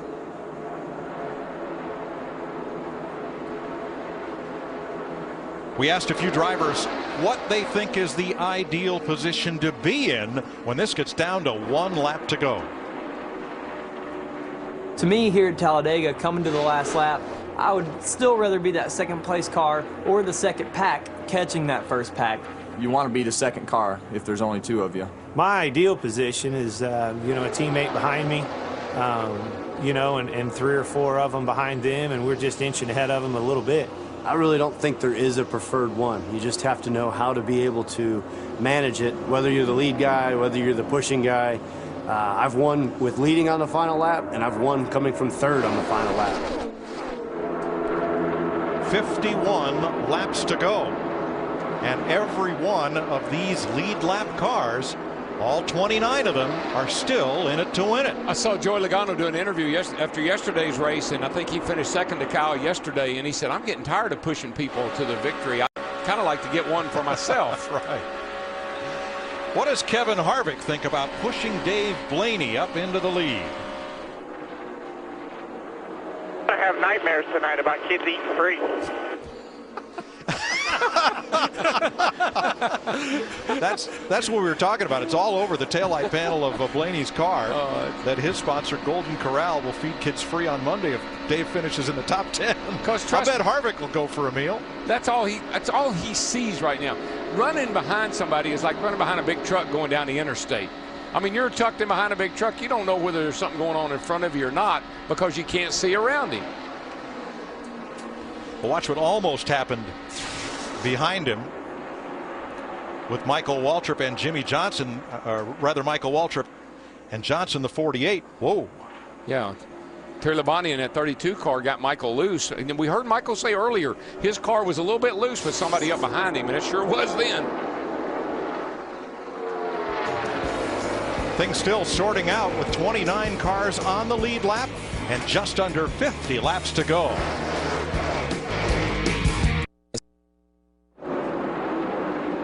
Trouble on the back straightaway. Big wreck. Kyle Busch is against the wall, and other cars are damaged. 49 laps to go. Matt Kenseth is in it. Lot of right front damage.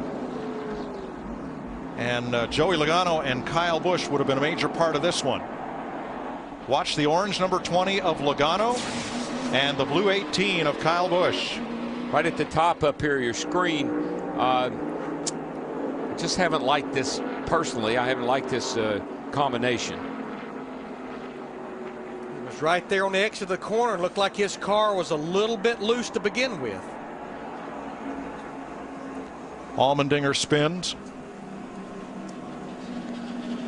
With the 11 car of Hamlin, great job of missing that.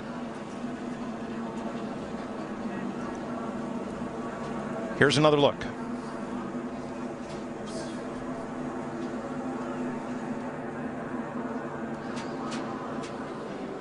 You know, that could have been one of those situations where the 18 was closing on the car in front of him. I think it may have been Menard, and had to get out of the throttle just a teeny bit, and that's what caused the 20 car of Logano to turn him. And we actually documented Kyle Busch said earlier in the race, I do not like being hit in my left rear. Yeah, it's the 27. They come up here, and maybe Kyle has to lift a little bit, and when he does, Joey doesn't know it, obviously, and maybe that was part of the problem.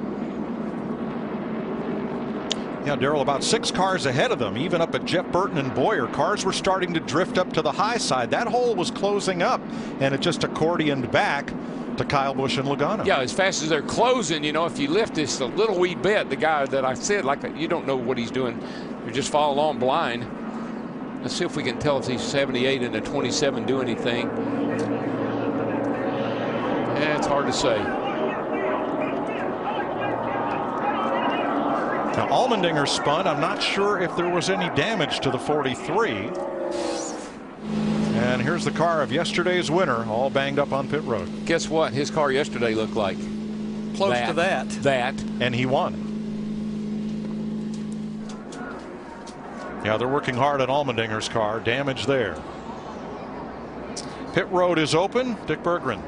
And Dave Blaney started way back in the 35th position, Mike. He is leading in this round of pit stops, and most of the people on my end are going to take fuel only. There's Blaney's number 36.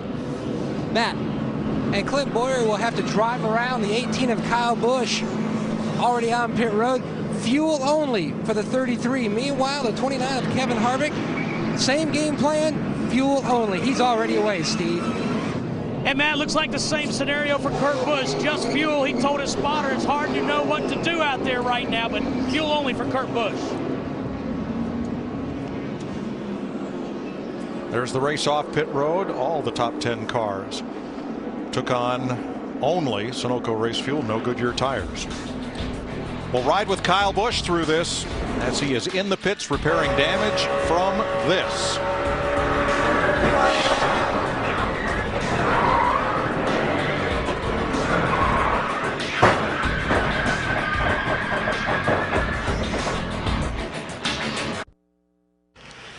NASCAR Sprint Cup Racing on Fox is delivered by UPS. Let UPS put the power of logistics to work for you. 28 cars on the lead lap, working the fourth caution of the day. Martin Truex Jr. is the leader over Terry Labonte, Tony Stewart, David Gilliland, and Kevin Harvick. The 18 and the 20 get together here. Joey Logano into the back of his teammate Kyle Busch as things appeared to stack up in front of them, and across came Kyle into Matt Kenseth, who was with Krista. Well, Matt Kenseth had several different dancing partners today. You survived the incident that took out your dancing partner, David Reagan. This one, not so lucky. What happened out there? I'm not really sure. I was just going straight, and the next thing I knew, I got in the right rear and went head in the wall. So it's really, really difficult. You know, I was following my buddy Kurt there, and we were making some good moves up there. And I mean, all you can see is a guy's spoiler. It's just all you can see is a spoiler at 200 miles an hour, nothing else. It's not really the safest environment, but it's just what we have to do. I feel bad. We have a pretty fast car, but there's just so much that's out of your hands here. You know, you're following a guy in front of you. Wherever he goes, you're going to go. And we were just going straight. I thought we had tons of room around us, and you know, the next thing I knew, I was in the wall. So I don't really know what happened there. Is this like driving in whiteout conditions in Wisconsin? No. Similar? Yeah, no, because we don't run 210 miles an hour and have all these other cars around, or 200 miles an hour. So it's frustrating. No matter where we're going to finish today, it's a frustrating type of racing, to say the least. I wish we could figure out how to do something different. I don't know if it's good to watch or not, but it's not that much fun to be in, especially to be the second car. It's just it'd be nice to be able to see and you know, control your own destiny a little bit more. Thanks, Matt. Kenseth was right on the back bumper of Kurt Busch's number 22 when all this happened. And Kurt got through it unscathed. Here's how he reacted. It's amazing. I just looked up, the 17's just right on my bumper. I feel like somebody just flicked me in the shoulder just a little bit. I look up, and the 17's on the outside fence. Kurt Busch continues. He's one of those lead lap cars. He's in 5th place. Now, Larry, what about the Hendrick strategy on this caution period? Well, I think the strategy is to try to make sure they have enough fuel to make it to at least lap 188, because when that caution came out and everyone pitted on the first go-around with 47 to go, that's just right there with no cushion for possibly overtime or green-white checkered. I think that was good strategy topping off right there. I do too. I like that. Teammates Kevin Harvick and Jeff Burton will be side by side. Harvick will have his other Childress teammate right behind, and that is Clint Bowyer, while the 4th Childress car is Paul Menard right behind Burton on the outside. So we started the day with 4 Hendrick cars up front. We're going to restart with 44 to go with 4 Richard Childress cars in front of Kurt Busch, Joey Logano, Dave Blaney, Regan Smith, Montoya, and McMurray. Green flag.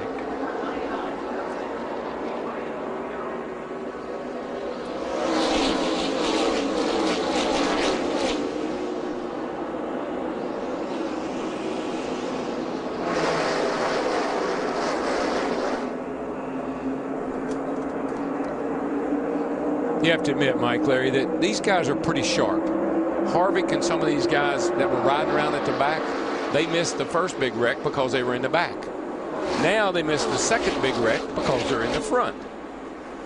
And you see about a dozen cars elected to restart about 3 or 4 seconds behind the lead pack. When I look at that second group right there, that second 2-driver tandem, McMurray in the 1, Montoya in the 42, they have been at the back of this race the entire time. I think they have decided it's time to go here with just a little over 40 laps to go. They are 3rd and 4th. Jimmy Johnson and Dale Jr. 5th and 6th. Truex and his partner Rudiman 7th and 8th as we crank it up for you.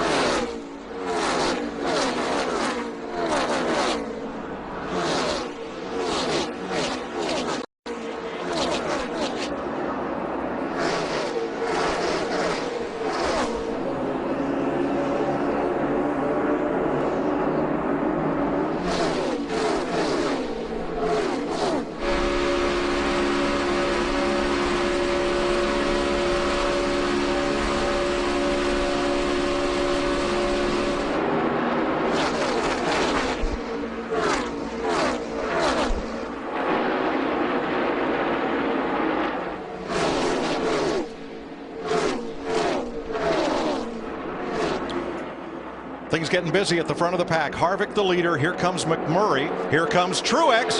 4 wide. Martin Truex may lead this lap. No, he does, and Burton hangs on. He saved it. I cannot believe Jeff Burton saved it, and that was over 190 miles an hour. Burton went off track off the front bumper of Paul Menard, kept the wheels straight, straightened it back out, and although he went below the line, no penalty as he did not advance his position. He almost was out of the race. So thankful when they paved all this down the front straightaway right here at the start-finish line. You're going to see him take a little bit of a wild ride right here in the old Cat car. She is out of control. Never lifted. Right back up in front of Menard and kept on digging. That was tense. Kurt Busch emerges with the lead. Joey Logano on his bumper. And here comes Harvick once again with help from Bowyer. And how about those two Michael Waltrip racing cars? Martin Truex Jr. in the 56, Rudiman in the 00. They're right up in the mix. Rudiman's pretty good here. Larry and Mike. Riding with Martin Truex. Let's take an inside look at what's happening in the NASCAR Sprint Cup Series, brought to you by Sprint and HTC Evo 4G. Truex has the fastest lap of the race, set back at lap 6. Biggest mover, you're looking at him, number 29, Kevin Harvick, up 36 spots from where he started. Fuel your inner NASCAR fan with live in-car audio and real-time stats on NASCAR Sprint Cup Mobile and the new HTC Evo 4G. Matt? Mike, about 5 laps ago, Bowyer told Harvick to take the high line, give up the bottom. That way, if they needed to, they could aerodynamically stall out the two cars in the bottom. And they did just that about 2 laps ago with Logano and Truex. Might not be able to do that this time as they get shot from both sides. Oh boy, here they come. Yeah, I believe the intensity is picking up with 39 to go. Oh yeah. Burton looking for room in the middle with Menard pushing. He just had to take it off. He had to rest a lap there. Get his breath back. He's good to go now. Truex on the bottom. 25 leaders, 71 lead changes. And Truex trying to lead this lap, and he will, with help from Rudiman. I can't tell you how hard it is to come through the tri-oval here with somebody pushing you like that. The tri-oval is a really loose area of the racetrack. Just think about it. Have near the banking in the tri-oval we have in the corners, and you're running just as fast. And that part of the tri-oval, they're trying to figure out, where do I want to be in that tri-oval coming to that checkered flag? And more coming. It's now 12 cars under a blanket up front. Wow. This is going to get a big. Now that Kevin Harvick in the 29, he has picked up his teammate Clint Bowyer. You see Dave Blaney in that 36 car. He's found Regan Smith in the 78. And look at that aqua-colored car of Andy Lally. Andy was a lap down at the start of the race. Got back on the lead lap with a free pass, and now he and Terry Labonte, they're flirting with the top 10. It's be huge for Andy Lally in that 71. They come into Talladega outside the top 35 and owner points by 4 points. And I'm really happy for Doug Richard, the crew chief, the new crew chief on this car. Doug's a great guy. Needs a break. This could be big for Andy and Doug. And that whole operation. 37 laps to go. What is the closer doing out front this soon? It's time to close. You're watching the Aaron's 499 on Fox. 33 laps to go. 10 cars battle for the lead. Here you see them from our aerial coverage provided by DirecTV. To get the most sports in HD, call 1-800-DirecTV. Burton just told Paul Menard 2 laps ago on the radio, don't give up. We've still got a good chance. Keep on digging, Paul. We're not done. And they are trying to fight off Dave Blaney and Regan Smith at the front.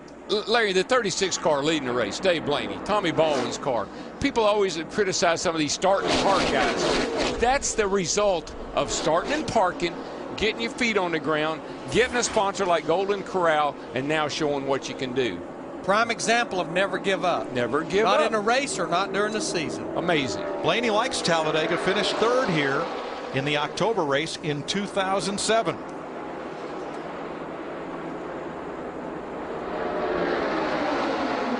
The Childress teammates trying to battle, and here come the Ganassi cars. Montoya 42 and McMurray in the 1. A lot of the usual suspects are hanging out further back. Yeah, but they're closing in. There's a look at your Pizza Hut fan favorite, Jeff Gordon, in the 24, along with Mark Martin in the 5. They've been welded together since the initial drop of the green flag today. Back there at 15th and 16th. Jimmy Johnson, Dale Jr. still working together. Carl Edwards with his Roush Fenway Ford teammate, Greg Biffle. 31 laps to go. Yeah, there's a couple of pods here and there. They're spread out, but they're starting to close the gap. I've been watching lap times. The 24 and the 5 closing the gap. The Childress cars have shown no reluctance to run at the front. Bowyer has led a lot today. So has Harvick. So has Burton. They've each led half a dozen laps or more. And so has Paul Menard.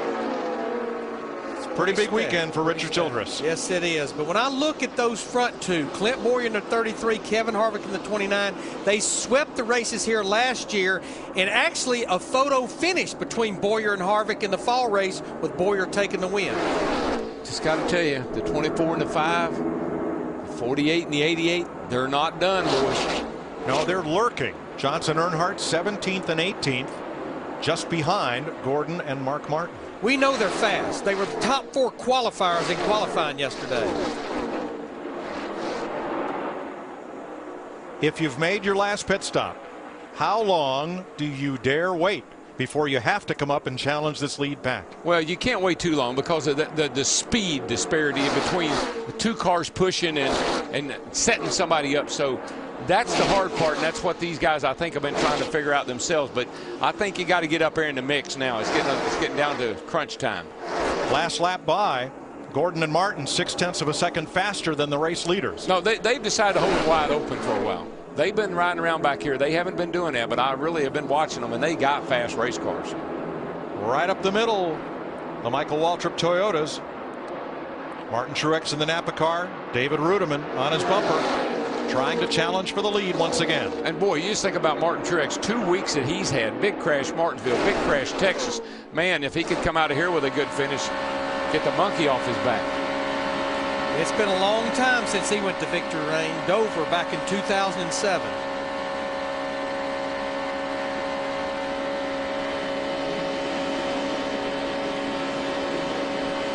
"28 laps to go, 10 cars still tightly packed at the front of the field. How will this shake out?" NASCAR Sprint Cup Racing on Fox is sponsored by Viagra, by Subway Restaurants, the official training restaurant of Carl Edwards. Subway, eat fresh. And by Sprint, proud sponsor of the NASCAR Sprint Cup Series. 25 laps to go in Talladega, and just as 10 cars were catching the lead 8, and it got really interesting, debris on the backstretch puts us under caution for the 5th time today. Don't know how it's going to play out, but that 5 and the 24, they were coming to the front in a hurry. I think they had it timed out pretty good had we not had this caution.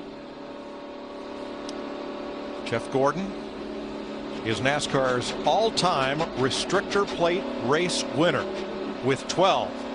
None since 2007. Clint Bowyer won here last fall. So Larry, 25 to go. Let's go downstairs and find out who is going to pit and who is not. Matt? Mark Martin is planning on pitting for fuel, but the 33 and 29, Harvick and Bowyer, they're going back and forth on their radio, jointly talking about whether to stay out and try to conserve fuel or come in to top off. Still haven't decided yet, Dick. And Jeff Burton has decided that he is going to stay out. Blaney and group haven't decided what they're going to do yet. This is a roll the dice pit stop for sure. Steve. And here in the one pit, just talking to their team, they think at this point they're going to stay out. The 20 looks like they will, but the 1 stays out, Krista. Carl Edwards talking about tires. They have 1 set of sticker tires left behind the wall. They are planning on pitting to come in for those 4 tires and the fuel. Yeah, I'm not really worried about tires, but when I think about a lot of the drivers, with the exception of the Hendrick drivers and Martin Truex Jr., when they topped off with 1 to go, I think they're in good shape. But some of these guys are thinking about lap 188. I think you have to think about 3 green, white checkers. Darrell, the other thing, a little technical here, I want more fuel in the back of that car. It pulls the back of the car down with the weight. She'll run faster, but they have to do it together. Yeah, I always had to. My theory always was, when in doubt, stay out. That's been my theory, and particularly when tires are not an issue. Well, we would hope that the cars who stay out because of these caution laps, and you burn about half as much fuel on a caution lap as you do a green lap under normal conditions, they would have enough fuel to last the distance. But the smartest minds of the sport are the ones on pit road, cranking the calculators and making the calls. Who will come and who will stay out? Pit road is open. Looks like about the top 10 stayed out, but here they come. Kurt Busch in the 22, and about everyone follows suit.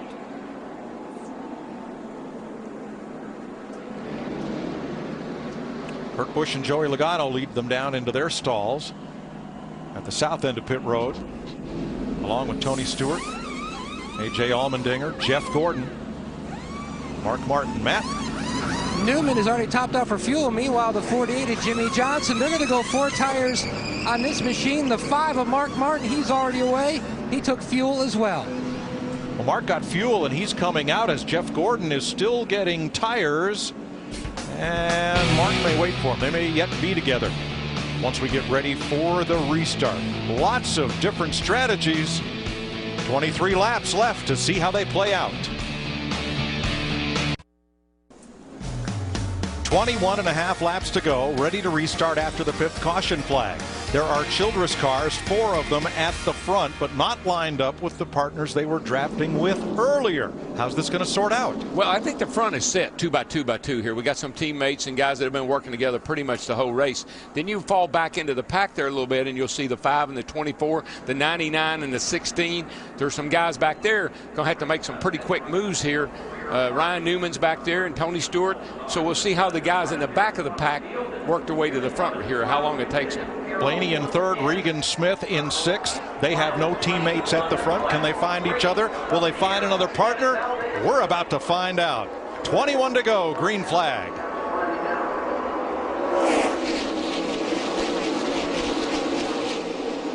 Saw Regan Smith in 78, Mike, right past the start-finish line, jumped down in behind Dave Blaney in that 36. Which is fine unless Blaney goes up and picks up the 29 of Harvick. Well, we know they've run together earlier in the race. Harvick's having a hard time getting up to speed, though. Man, his car is really slow to come alive. Starting to pick up a little speed, but everybody's going by him down the back. That is not what he needed to see. Matt? Miscommunication, Mike. The game plan was for Bowyer to take the outside, then drift in front of Harvick. When they were trying to get back to Bowyer to finalize the plan, he had already finalized the plan with the 31 of Burton. So that meant Harvick at the last minute had to try to pick up the 36.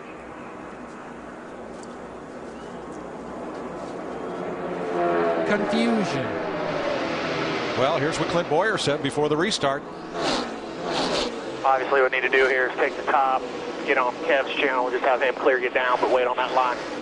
I mean, do that or just stay there and work with Burton, whatever you guys want me to do. Well, he ended up coming across and picking up one teammate, leaving the other to fend for himself, and now everybody's paired up once again, often with new partners. There's one thing that changes all that strategy is the green flag. When it comes out, it changes everything. He said Burton, he mentioned it, that maybe I need to work with him. I think that's what took place. Regan Smith and Paul Menard in the 27. Two of the drivers we tabbed at the top of the show to perhaps become first-time Sprint Cup winners here this afternoon, and they lead Montoya, who's never won a Cup race on an oval track. McMurray, Bowyer, and Burton, the 6-car breakaway. Now, what's interesting with Montoya in the 42 being pushed by McMurray in the 1, I know before that caution, Chris Devoto was telling me that Montoya was up to 270 degrees on water temperature. That caution will get everything down. That'll get all the temps down, and you ought to be able to sit there and push pretty hard for several laps. 6 cars alone out front. 2 losing a bit of ground there, and that will help Martin Truex and Rudiman to gain some ground, as indeed they're side by side with the 5th and 6th place cars and looking for the front. Yeah, the 42 and the 1 almost look like they stopped over there. Darryl, you talked at the top of the show, don't give up. I look at Denny Hamlin and that 11 car right there. All types of damage. Don't know how many pit stops he made, and there he's up there pushing Ryan Newman in the 39. Well, he's another guy that needs a great finish today. A win would certainly do a lot for that team. They have been hurting. And the big losers temporarily on this restart were Dave Blaney and Kevin Harvick. Where did he go? Yeah, well, back to 14th. Yeah, he got shuffled back on that restart. Toyota's to the front now. Truex. Whoa, no. Newman saves it. They all saved it. McMurray's still on the apron. Unbelievable. I think Juan's got the most damage out of that. No caution. And Montoya. Definitely a lot of damage on the right front of the 42 car. How did Ryan Newman hold on to that race car? And now McMurray has lost his wingman that he has been with since the drop of the green flag. And what has happened to Jeff Burton and Regan Smith? They have dropped way back. I think that was just a matter of everybody kind of getting checked up in that mess. Look at these two here, though. Watch the silver and black, 39 of Newman. I don't believe he saves that race car thanks to Montoya. You know why? You know why Ryan Newman can do that? Dirt track racing, man. They get him that crossed up on dirt and save him all the time. Then 42 pounded into him and got him back up in the racetrack. But that is an amazing job of driving. That right there, most guys throw up their head and say, I'm done. But watch Regan Smith in that black 78 turn straight up the hill. That's why he lost some time, but he's glad he didn't lose a race car. That could have been the big one, but for Ryan Newman and Montoya. That's why these guys, they are the greatest in the world at what they do. And what they did allowed Truex and Rudiman to scoot out front. Look at the damage on Newman's car. No matter. He's still getting a push from Denny Hamlin. It just seems to me the more you get your car beaten up down here, the better it runs. Back to 9th and 10th. These two guys, 56 and 00, the Michael Waltrip cars, they got out there. They hit a huge lead. But I'm telling you right now, those guys back there running 5th and 6th, they've been sitting on something all day long. Yep, company's coming. Our front row starters, Jeff Gordon and Mark Martin, the 24 and the 5, will have something to say about this before it ends. Just before that caution came out, these were the two fastest cars on the racetrack. Hadn't shown it all day long, but they're showing it now. They got speed, baby. Around goes a car in the back straightaway, and it's Newman. Can he save it again? Yeah. He did. And we have no caution. Oh, yeah, he's got to stop. Now we'll have one. Well, he's probably got 4 tires, and you can't drive that thing around that far on 4 flat tires. Yeah, he's but all keeping that car off the wall, another. Caution out, caution. Left side damage, guys. Just amazing example of car control by Ryan Newman. How's this start? He's got help from Hamlin. Top of your screen.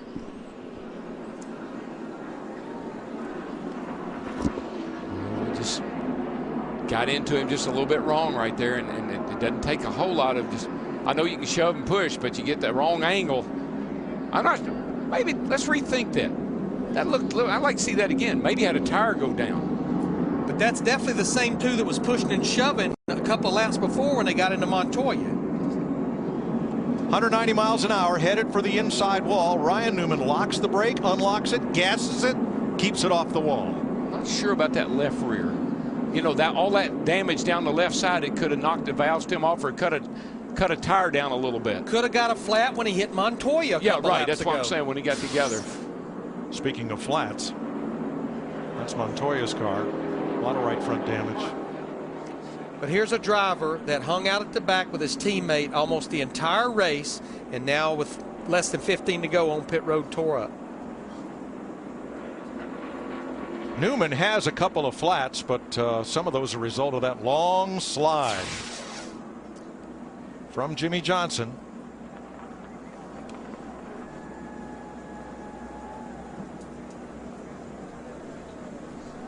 Really hard to say, man. I mean, they're on the straightaway right there, and I've had these guys tell me these cars are hard to drive on the straightaway with somebody pushing you. But Darrell, flat tire or not, how does he keep this car out of the wall again? I don't know. Juan had a right front tire. I really believe that in Newman's case, just like we saw Juan's right front blow right there, I got to believe that Newman had a soft left rear or a left front one from the contact with Juan. A lot of damage to Montoya's car. They put tires on it to try to keep him from losing another lap. I don't think a fresh tire is going to fix that. There's something bad broke. And I tell you something else, that 11 car has got a lot of bear bond on the front of it. And it could have caused it to hook the back of the 39 car. Yeah, that bear bond's pretty sticky on both sides. 13 laps to go. A lot can still happen, and likely will. Don't leave.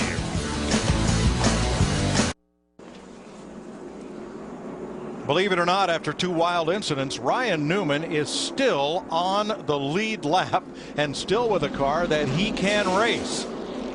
Here's the most recent one. I really, as I looked at this on a second time, the 11 car has a lot of that tape on the nose. Also, the 39 has tape on the rear of his car that just didn't slide. I think he just whooped him around. Well, we weren't the only ones impressed. Here's what Clint Boyer had to say. Well, I don't know how he saved the first one. That Burton that about wrecked or who? It was Newman. Well, he's still on the lead lap. Michael Waltrip got the free pass. 27 lead lap cars. It'll be 11 laps to go when they come to the stripe. And as they say, folks, you ain't seen nothing yet. Dave Blaney is the race leader, an Earnhardt Childress engine powering his Tommy Baldwin Chevrolet. Kurt Busch in the Penske Dodge, number 22. Martin Truex, Jeff Gordon, David Rudiman, Mark Martin, Harvick, Bowyer, Menard, and Logano, the top 10. A lot of these teammates are already hooked up together the way they're going to restart this race with 11 to go. Kurt Busch needs some help. Blaney crosses down in front of the 22, and they hook up. But here comes the pole sitter, Jeff Gordon, with outside front row starter Mark Martin, or rather third place starter Mark Martin. Here they go to the lead. And here come their other teammates back there, Jimmy Johnson in that 48 and Dale Earnhardt Jr. in that 88 as well. Steve. Under caution, Jeff Gordon and Mark Martin talking back and forth. Their strategy very clear. Mark is going to push Jeff. Jeff said, we need to protect the bottom. Well, they left it open long enough for Kevin Harvick and Clint Bowyer to shoot through, and they have run a lot of laps at the front of this field together today. Well, that's the race. To me, the 29-33, the 24 and the 5, that's going to be the race. And then you got the 48 and the 88 up here. I'm not sure about them. 10 laps to go. Remember, Harvick and Bowyer got separated on the last restart, and here was the comment. Kevin, you got me? Yeah. I'm very happy with you, but let's go. That's because Harvick left him for Burton the last time around. Yeah, I thought you were going to dance with me, bud. 8 cars fighting, and now all 4 Hendrick cars are running 3, 4, 5, 6 in formation behind the 2 Childress cars, in front of the 2 Michael Waltrip cars. Yeah, these 6 cars right here, the 4 Hendrick cars, the 2 Childress cars, they got the best cars. They got the speed. 9 to go this time. Jimmy Johnson up there in the 48. Dick Berggren talked to him in the pre-race. Restrictor plate racing has not been good to him these last couple of 3 years. I kind of think it's interesting, though, the strategy of Kevin Harvick going to the top. Rio, a movie that'll bring the world to its feet, now playing. And it's playing out here at Talladega. 8.5 laps to go. And there are still 16 cars within sight of the lead. And that pack keeps getting bigger. And 16 drivers that think they can still win this thing. To the front, once again, Dave Blaney. What a shot in the arm for Tommy Baldwin Racing this could be if he and Kurt Busch could prevail. Boy, did you see how Harvick's car was dancing around with Bowyer right there pushing him. Oh, boy. 10 drivers have won their first Sprint Cup race right here. Blaney is the leading contender to make that 11. I'm just not sure about that strategy of running the high line to 29 to 33. Man, seeing a lot of room down below for people to go sailing by. Blaney leads. Car owner Tommy Baldwin is up on the roof spotting for his driver. You see him, he's in a light blue shirt up there on the radio. Third man from the right. There he is, just poking in with a dark black cap and sunglasses. He's got to be so proud, Larry. No matter what happens, he's got to be a proud man of what he's accomplished here today. 7 laps to go. And we've got 20 drivers within 2 seconds of each other right now. Kurt Busch pushed his then teammate Ryan Newman to a Daytona 500 victory. You know what, Larry? I think the 88 and the 48, they may need to swap.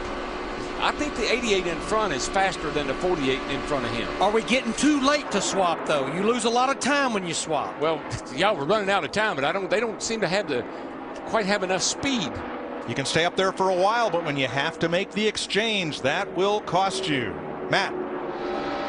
Mike, that was the problem with Bowyer and Harvick. Bowyer felt like that their tandem was much better with Harvick pushing, so they made the exchange last time through the tri-oval. 24 cars all together again, running almost as close as the pace lap, except they're at over 180 miles an hour, and there are just 6 laps to go. Coming back to 5 to go, you don't even look at that water temperature gauge. No. Swapping now will put you straight to the rear. I wouldn't be changing radio channels or anything else, and here come those Roush cars. And Gordon and Mark Martin back up through the middle, back out of the top 10. It's Carl And Greg Biffle, the 99 and 16 coming up the inside. Right now, they're going to have to shake that 36 out of the lead, though, because he is holding court right there. And he is holding close to that double yellow line. 5 to go this time for Dave Blaney. 3 wide behind them. Everybody jockeying for position and looking for a place from which they can run to the front in the final lap. Well, you just got to not make any mistakes here, because this is the race. This is the field. And Daryl Kurt Busch, the 22, he got off of Dave Blaney in the 36. They're going to go from first or second to about 18th or 19th. Harvick and Bowyer trying on the bottom. Listen, they did the right thing. They realized they weren't fast enough with Kevin in the front. They made the swap, and now they're fighting back. 4 laps to go. Carl Edwards came in as the point leader. He leads this race by a car length. Krista. And this was the plan all along, Mike, for Carl and Greg. With 20 to go, Greg told Carl, I know you're going to want to go hard, but we've got to wait till there's 4 or 5 laps to go. That's when we'll go, and we can win this race. They're going as hard as they can, but Bowyer is pulling a train up the outside. What a great move, Larry. What a great call on Bowyer's part. Let me lead. I'm faster. You push. And they did it early enough. They're able to recover from it. And they're fighting back. Oh, a car around. And around goes Blaney. He saved it. He saved it. No yellow. Hey, another great dirt track racer and a great dirt track save. But what a heartbreak.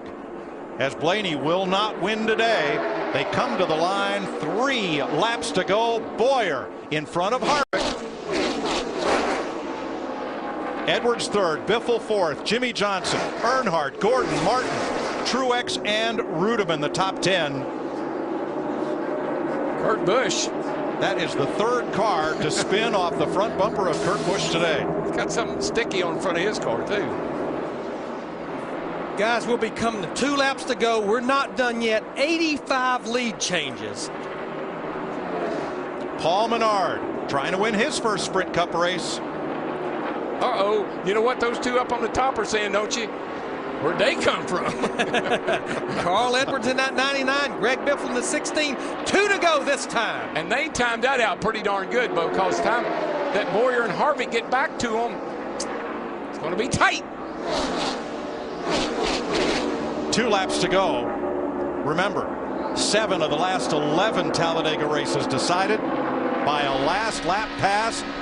Bowyer and Harvick coming again on the high side. Yeah, Bowyer got real tight on the side of the 16 car, but it's paying off. Drag race down the back right there. But they can't clear the Fords and protect the bottom, because Edwards comes storming back on the inside. Well, what else it does is opens the door for these 2 cats right here, who have timed it out pretty darn good, coming to the white flag. And there comes their teammates as well, Johnson and Earnhardt Jr. White flag this time.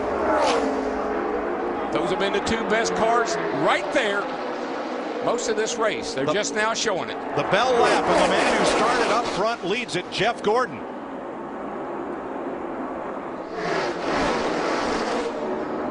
But here comes the next 2 pair. These 2 cats right here, they may have timed it out too. Let's see what happens down the back. Now they will get a draft off Mark Martin. And here's the slingshot to the outside. Stay together. That's what they're saying. Stay together. Push, push, push. It's going to get tight down here in turn 3. Don't forget Jimmy Johnson and Dale Jr., 5th and 6th. They are there. Which group will they go with? And will it help the Childress cars, or will it help Jeff Gordon to victory lane? All bets are off. They get to the middle of the tri-oval. Watch out, down low. Way down comes Johnson. Good run. He's got room. They're 3 wide. 3 by 3 to the line. Johnson. Maybe Jimmy Johnson. I believe he got him by an inch. 2/1000ths of a second he beat Bowyer. Okay, a 1/16 of an inch. Have you ever? Oh, man. Oh, man. No, we have never. I have never seen anything like that. Woohoo! What a finish.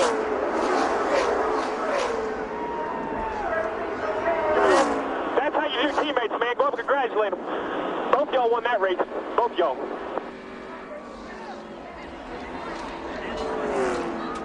unbelievable finish where Jimmie Johnson had just enough room between the two cars on the inside and the double yellow line, because crossing that would have cost him the race. He had the room. He made it work. It's amazing how things will work out sometime for you, and sometime that time it worked to perfection. Watch this. Jeff Gordon watching Bowyer, seeing if he can beat Bowyer. Left just enough room on the inside for Johnson and Earnhardt. Right there in the tri-oval, it's Bowyer's race. Yeah, it looks like Bowyer's pulling ahead, but then all of a sudden they hit that wall of air. Here comes that 48. But Darrell, the start-finish line here is 1,000 feet further. And look how close it is, 4 wide at the wire. That is just a beautiful thing right there. 2, 4, 6, 8 cars. So close, we can hardly capture it with our stop-motion camera. There's a look at it, and there is the margin. Darrell, this so reminds me of 1981, when you're looking over at Terry Labonte to make sure you beat him. Today, Jimmie Johnson was the Ron Bouchard of 1981 who swept to the inside and won it. Mark Martin saw the 48 coming, but he couldn't do anything about it.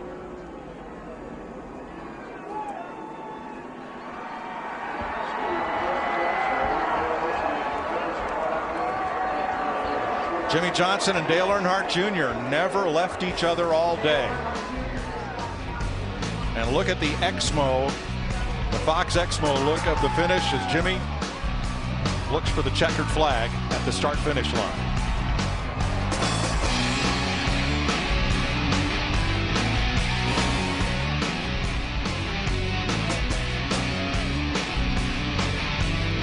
Any of those 8 cars could have won it. Jimmie Johnson did.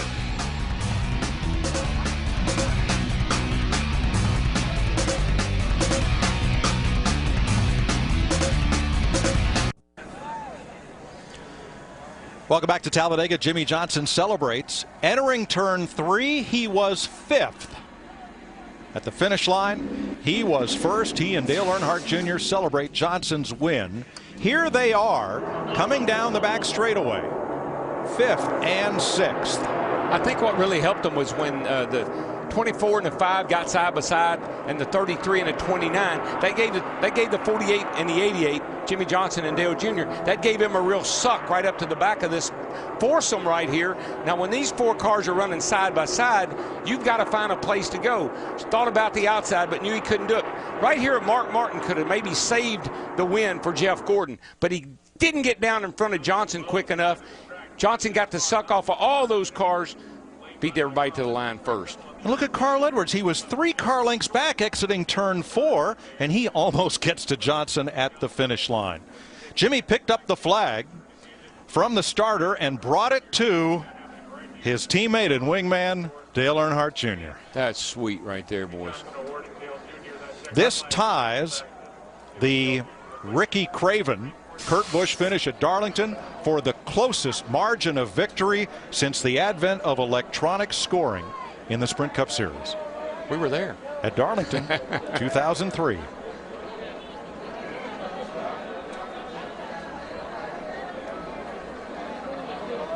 Rick Hendrick congratulates his driver. Here's Dick Berger in victory lane. And Jimmie Johnson has just now pulled into victory lane.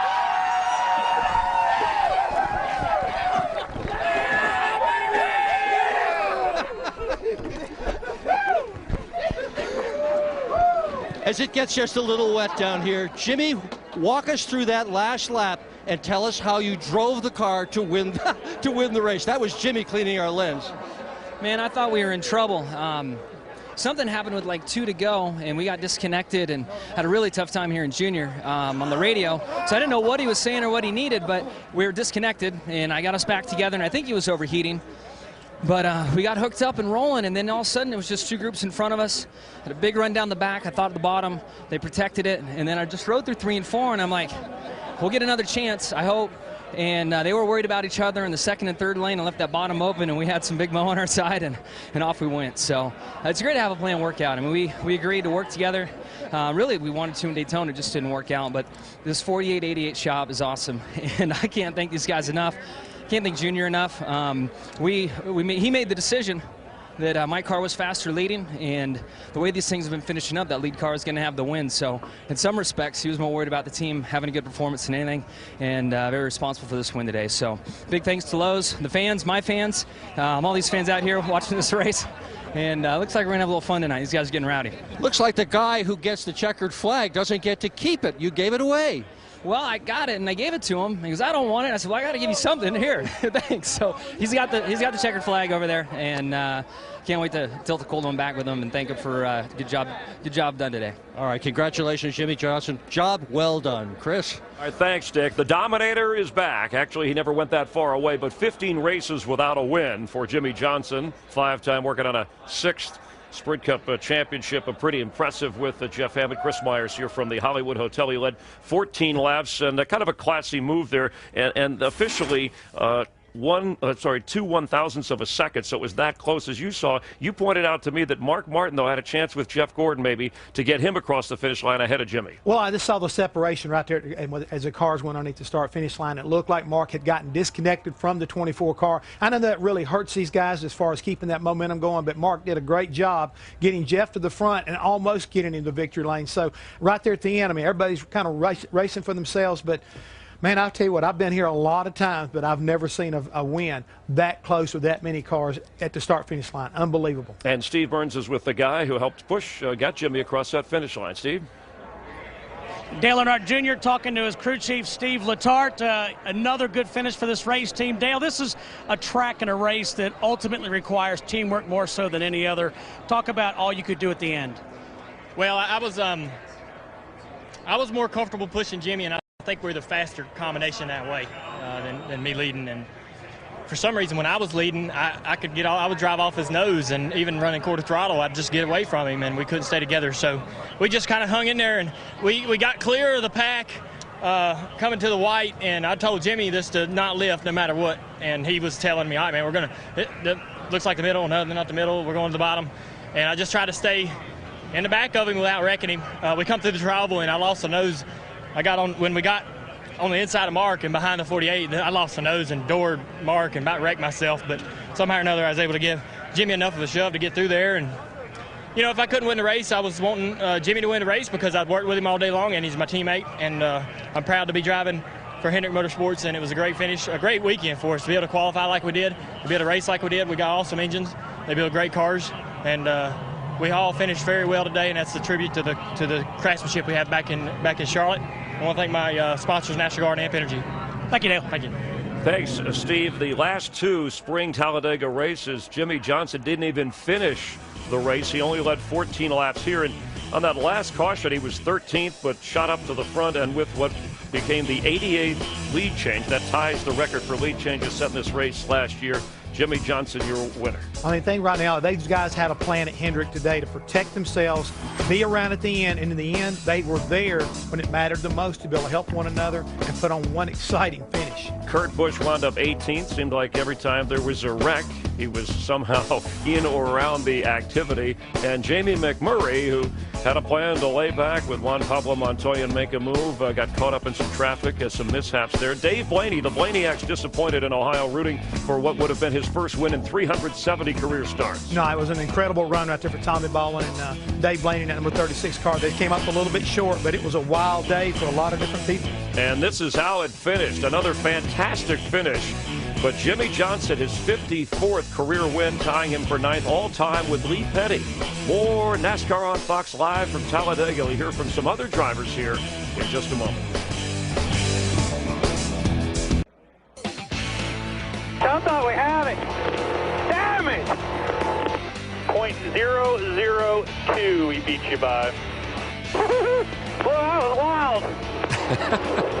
Clint Bowyer, who finished second, 2 100,000ths of a second behind the winner. He led the most laps, 38. He led 15 different times, but Jimmie Johnson celebrating with family in victory lane. And let's check in with Bowyer. And our Matt Yoakum is standing by.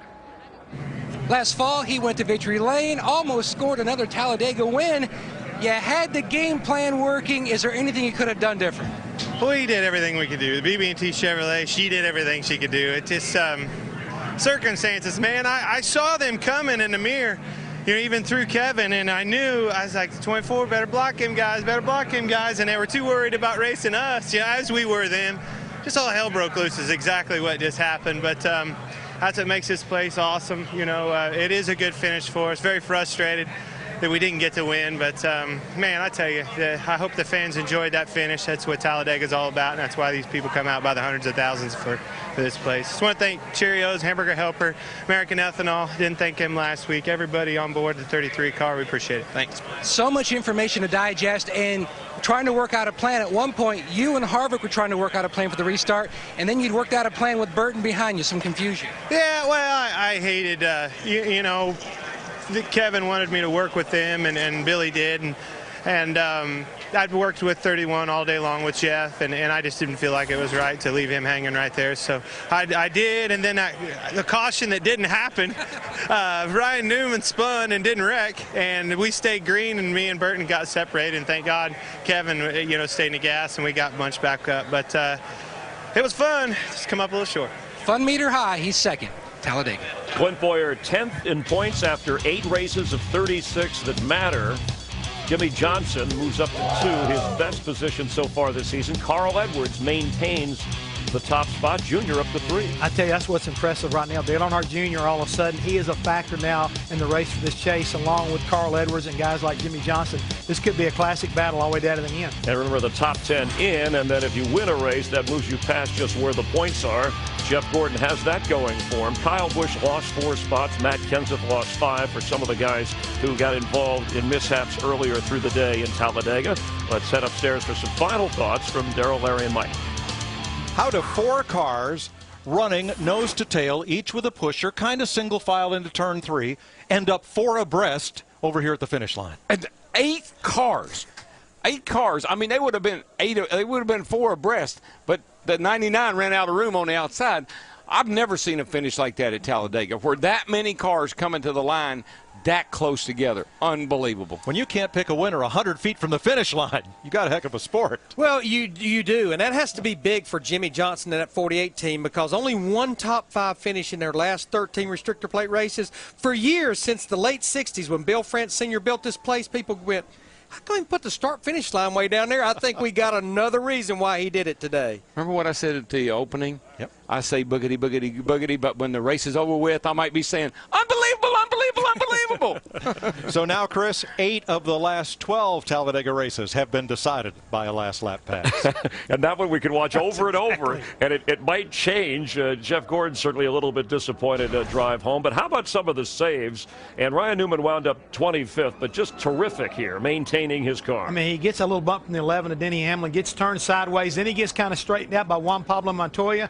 But the other part was he saves it here, Chris, but he comes off of turn 2 down the back straightaway, and all of a sudden he gets hooked again in the back end by the 11 car. This time he looks like for sure he's going to hit the inside wall, but somehow or another he keeps it off the wall one more time. Finished on the lead lap. Chris Devoda caught up with him.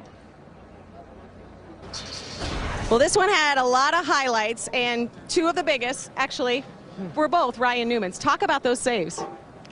First one was really big. The second one was pretty big, but just luck. I mean, you kind of no skill. That's all luck. You kind of got to know what to do, but a lot of it's just luck. I mean, if the wall was 6 foot closer in the backstretch, we would have hit it. So it's just luck, you know. But just proud of the guys. It wasn't the finish that we wanted or deserved, but we survived it, and that's better than we were last year. So just happy with the speed of the car and the performance of the guys. Everything else, just wrong place, wrong time. You realize you could teach a class though on those saves. Unfortunately, yeah. Thanks. Thanks, Ryan. Krista busy as the continuation of the celebration. It was funny. Dave Blaney led here, had a chance to pull this out. 370 races and hoping for that first career win. He ended up leading 21 laps, the second most in this race, and disappointment the way it wound up. But he had a nice run, and Krista ran over and talked to Dave Blaney. Well, this one is very bittersweet for Dave Blaney and Tommy Baldwin Racing. I know we're a sport that's statistics and results, but there was something much more going on today. Do you leave here confident with momentum or just disappointed? Pretty much just disappointed. If it's over now and can't get it back, and just had a good chance to have a really good day and accomplish something, and just got away, but that's it's the nature of this racing a little bit. Man, we had such a fast car with somebody pushing us, and man, I can't thank Golden Corral enough, and Tommy and all the guys, and ECR engine especially looked like they were awesome today. And yeah, I don't know. I just, you know, everybody was going hard there, and I had to check up just a little bit. I had a big run, but I kind of showed it to the 5 and 24 too soon, and they blocked, and I had to lift. And nothing Kurt's wanting to go. It wasn't anything he did, but it was fun while it lasted. What about that amazing save, too? Were you even amazed that you saved it when you did? It was over by then. I was just mad. Yeah, I don't know. I guess I just didn't drive it. I just let it go, and it saved itself. If I'd have tried to save it, I wrecked it. So I don't know. This is hurt. It's gonna hurt for a while. We see it in your face, but a great run for Dave Blaney. Thanks, Krista. He was hoping to become the 11th first-time winner in his career at this track. But here's the finish again with the Childress cars, with the Hendrick cars. And Kevin Harvick, the closer, couldn't close this one out. Kevin winds up 5th as Jimmie Johnson edges out Clint Bowyer and Jeff Gordon. Our Matt Yoakum spoke with Happy Harvick. A wild finish. The e-ticket and fun meter was definitely high. Coming down to the last lap, you and Bowyer, you made the exchange earlier. You felt you were better pushing him. Anything you guys could have done differently to try to put it in RCR car in victory lane again? At that point, you just push as hard as you can. We tried to back up a little bit there on the 24 and the 5, and never saw the 99 and 16 coming at the finish. And I really thought, I didn't know where the 48 and the other guy, I don't know who was pushing him, but I don't know where they were going to go. But you just push for all your might there at the end, and at the end, if the 48 would have just locked up behind us, we'd have been in the right line, but he went to the bottom and had a lane down there and won the race. So just all you can ask for here is a chance, and everybody on our Budweiser Chevy did a great job, and when it's rolling at the finish, you usually have a good finish. Thanks, Kevin. Yeah, thank you. Kevin Harvick winding up 5th. We're going to talk with Jeff Gordon, who looked like he was going to win it, but wound up 3rd. We'll continue from Talladega, NASCAR on Fox, where Jimmie Johnson, for the first time this year, is in victory lane.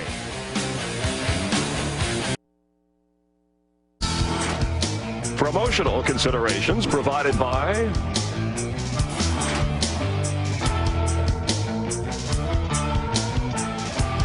you travel 500 miles to Talladega, and this is how you decided one of the closest finishes in the history of NASCAR. Period. Full stop. 2 1,000ths of a second, and Jimmie Johnson is just a blur, but he winds up winning. Jeff Gordon, the pole sitter, who led 9 laps and was right there at the end, finished 3rd. Steve Burns is with Gordon.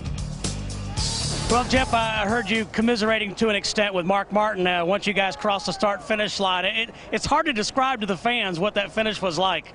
Yeah, you can't always control what position you're in, but, I mean, we took the lead, coming to the white flag. It was just a little bit too early, but we had the momentum. We got the pass done, and we had to just ride it out from that point on. And, we blocked the bottom, and the 29, the 33 got on the outside of us, and we were maintaining there. It's kind of a drag race, and that just opened up the slot for the guys behind us to get momentum and get to the inside of us. So we could have maybe tried to block it, but, I'm pretty happy with our drive to Hunger Chevrolet. Don't forget to text Hunger to 50555. Mark Martin was an awesome teammate today, and I thought there at the end, the fans couldn't ask for a better show than that with 10:15 to go. From the driver's seat, Jeff, is it a frustrating way to race? Do you just have to be patient and understand it's 188 laps?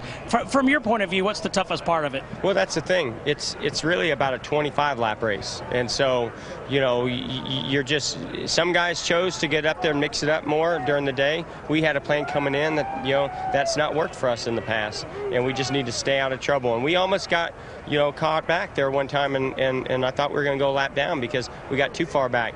But the caution came out. We maintained about 5 or 6 seconds from that point on. And trust me, that's not easy to do. It's harder than you think trying to maintain that gap. But when it was time to go, we went. And it's part of this racing, but it's part of what has happened to us. We've just been so many wrecks recently that we just wanted to try to keep our car, in one piece as much as we can, as far to the end as possible. Thank you, Jeff. Thank you. Thank you, Steve. Sounds like he's battled a little bit of a sore throat or a cold there as the celebration continues for Jeff Gordon's teammate and the Jimmie Johnson 48 crew. In 2 weeks, Saturday night, Richmond under the lights, Kyle Busch and Denny Hamlin. They have dominated this race, and Joe Gibbs Racing could use it. And the pre-race show delivered by Pizza Hut gets things going at 7 Eastern in high definition on Fox.